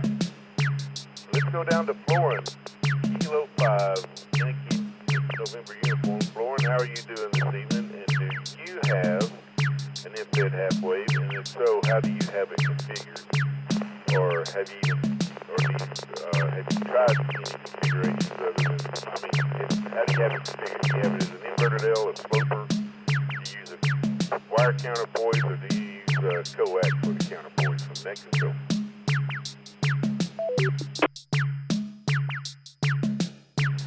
Good evening, everyone on the net. Thank you for picking me up. I do not have an HF antenna workable. I'm working on two vertical dipole, 10 meters, but not having them up and running yet. With that being said, back to the Net Control. Everyone have a blessed one. K5 Wayne.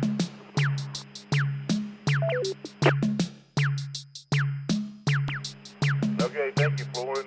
Thanks for stopping in, and we'll catch you next week here on the net. And now let's go down to Charlie Tuna. Charlie, I know you probably can't talk very long because you got the COVID, but man, I hate to hear that. But how are you doing this evening other than that? And do you have an inset half wave, and how do you like to configure it.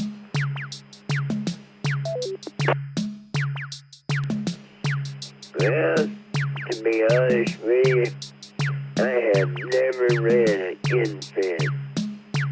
50 years of being a ham, the only HF antennas I've run is either a beam, 10, 15, 20 meter beam, or inverted beam. Well, inverted beam, I've run inverted beams all my life. And run them, without them. And I found it's a lot better to run a 1-to-1 malum on them. And I run that for the wire antenna and a full wave, a delta loop. I run a delta loop on every band. And the delta loop's got gain to it. I performed an inverted beam. Never have run an infed. Yeah, I just found out I had COVID yesterday. And I went to the doctor today. Of course, I'm only allowed to take certain things for this liver transplant. But I've made it through a couple of times. First time went fine. Second time was a little bit better. WA5AR. Okay, thank you, Charlie. And man, I hope you take that stuff real soon. Hope it doesn't linger around on you. Yeah, I've got an inverted that's down right now. I need to put it up. But I've always fed that thing with ladder lines. I got 350 ohm ladder line, and it'll go. That ladder line will go directly into my tuner. That's the way I've always run it. I've never put a ballon or anything on it. Anything on it. And it works really well. I need to get it back up. I took it down a couple of months ago because I had the trees trimmed, and I need to get it back up in that live oak tree in my backyard. All right, let's move on. Let's take some announcements real quick. Really, the only thing that I have is we have our club meeting, our regular August club meeting on Thursday, March the 28th. Since it is an even month, we will be doing testing at 6 p.m. You go to hamstudy.org and look up LCARC under testing sessions and get all the pertinent info there. We do use electronic testing nowadays. We do testing online nowadays. So if you plan on testing with us, bring a tablet, a modern laptop, not the old 286 laptop that you bought in 1995. Something fairly modern that's got a newer browser. Tablet, phone, laptop, whatever have you can bring it with you. And we may have one or two extras there for testing session in case somebody doesn't have one. And we have our business meeting at 7 p.m.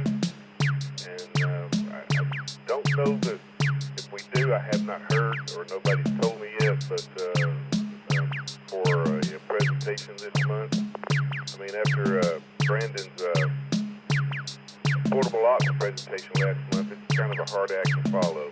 But anyway, we'll probably put something together. With that, let's go back and let's see if we have any more stragglers wishing to check into the Lake Conroe Amateur Radio Club net. Now's the time to call. Call Net Control now, W5HQJ.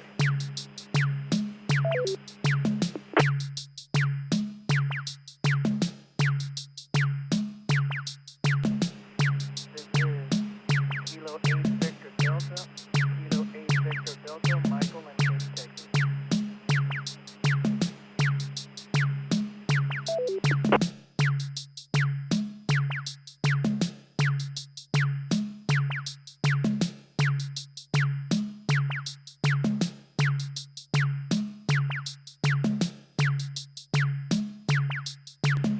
Okay, I have Michael, Kilo 8 Victor Delta. Anyone else, please call now.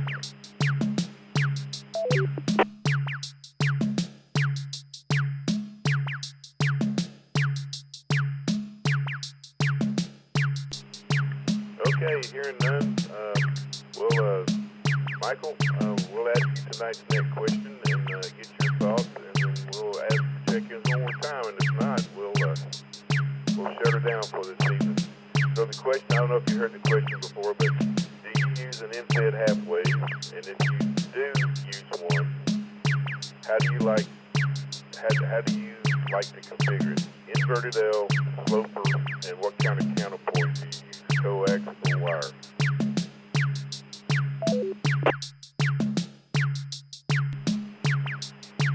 Good evening, Ned. I still haven't played with HA fans yet, but I do have a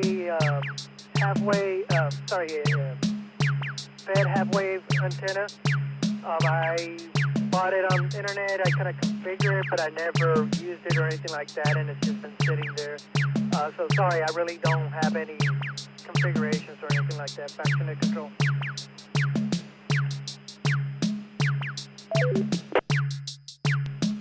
All right, Michael, thanks for stopping in. Appreciate your comments down there in Katy.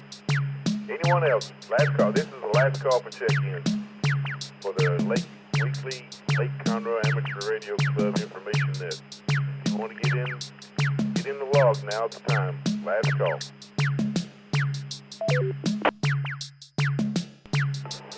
Whiskey 0, Sierra Victor Hotel.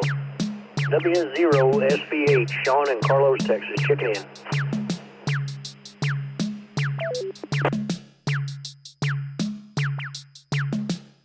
Kilo Juliet 5, India Papa Mike, KJ5, IPM, Ricardo, Camry.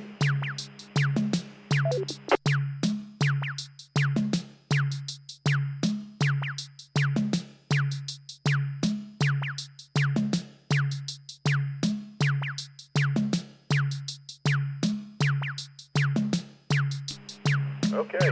Net control recognizes Sean, Whiskey 0 SVH, and Ricardo, Kilo Juliet 5, India Papa Mike. And Sean, how are you doing this evening up there in Carlos? And do you have an in-fed half-wave? And how do you have it configured? An inverted L or sloper? And what kind of counterport do you use with it?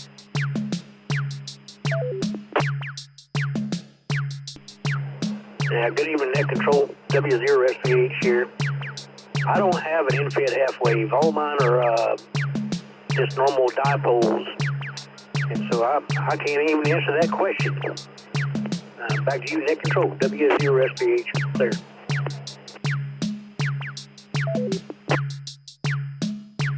All right, Sean, thanks for stopping by. Thanks for checking in.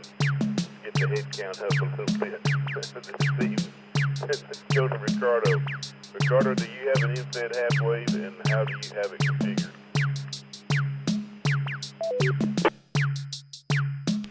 Yeah, this is KJ5 IPM. Thanks for running the net tonight, Ray. I'm sorry for the late check-in. I do have an in-fed, but I do not have it set up yet. So it's one of my projects for later this summer for me to set one up. But that's all I have. Thanks for that.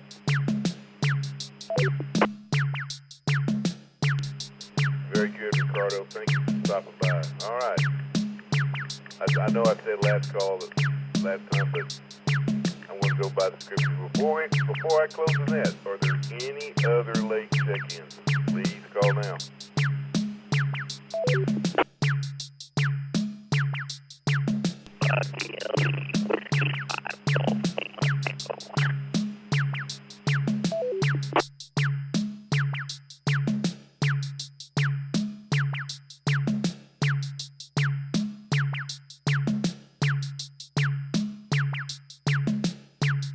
Okay, I got a Whiskey 5 Golf Lima Echo, and I was able to read you, but boy, your voice was very robotic and very choppy. You want to try one more time from W5HQ? Good.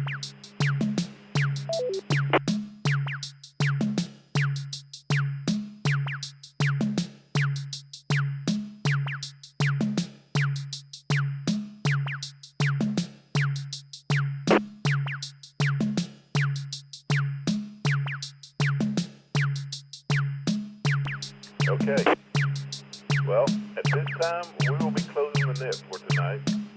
I'd like to thank Charlie, WA5AIR, Sean, W0 Radio SVH and the rest of the South Coast Reflector team, and anyone else linked to us for the use of their repeaters. Most of all, I'd like to thank all participating stations for taking time out of your busy schedules to check in tonight's net. And until next Wednesday night at 8 p.m., local time on the same comm message you hear us now. Y'all have a good week. And I'll now close the LCARC net and return the responding repeaters back to normal amateur radio use. 73 to all, this is W5HQJ and I am QRT.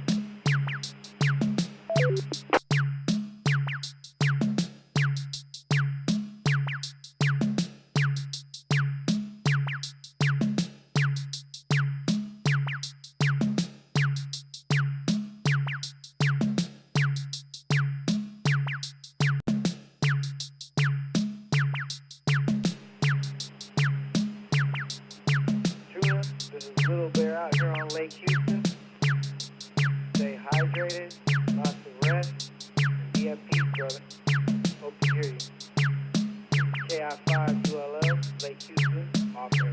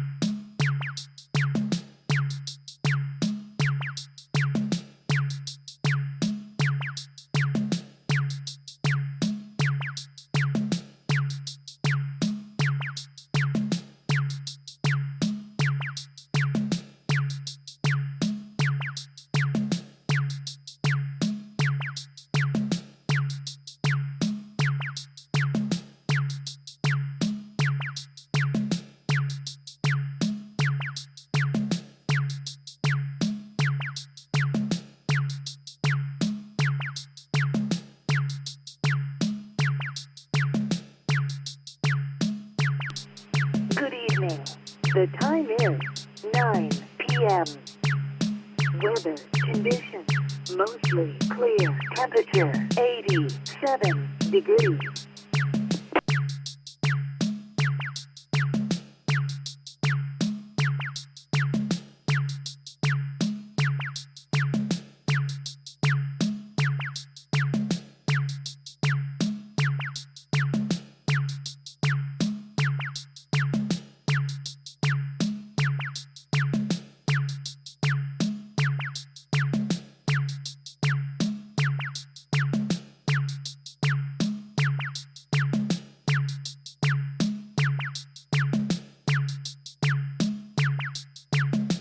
So 5 Charlie Juliet Juliet Kilo 5 Charlie Juliet Juliet listening in.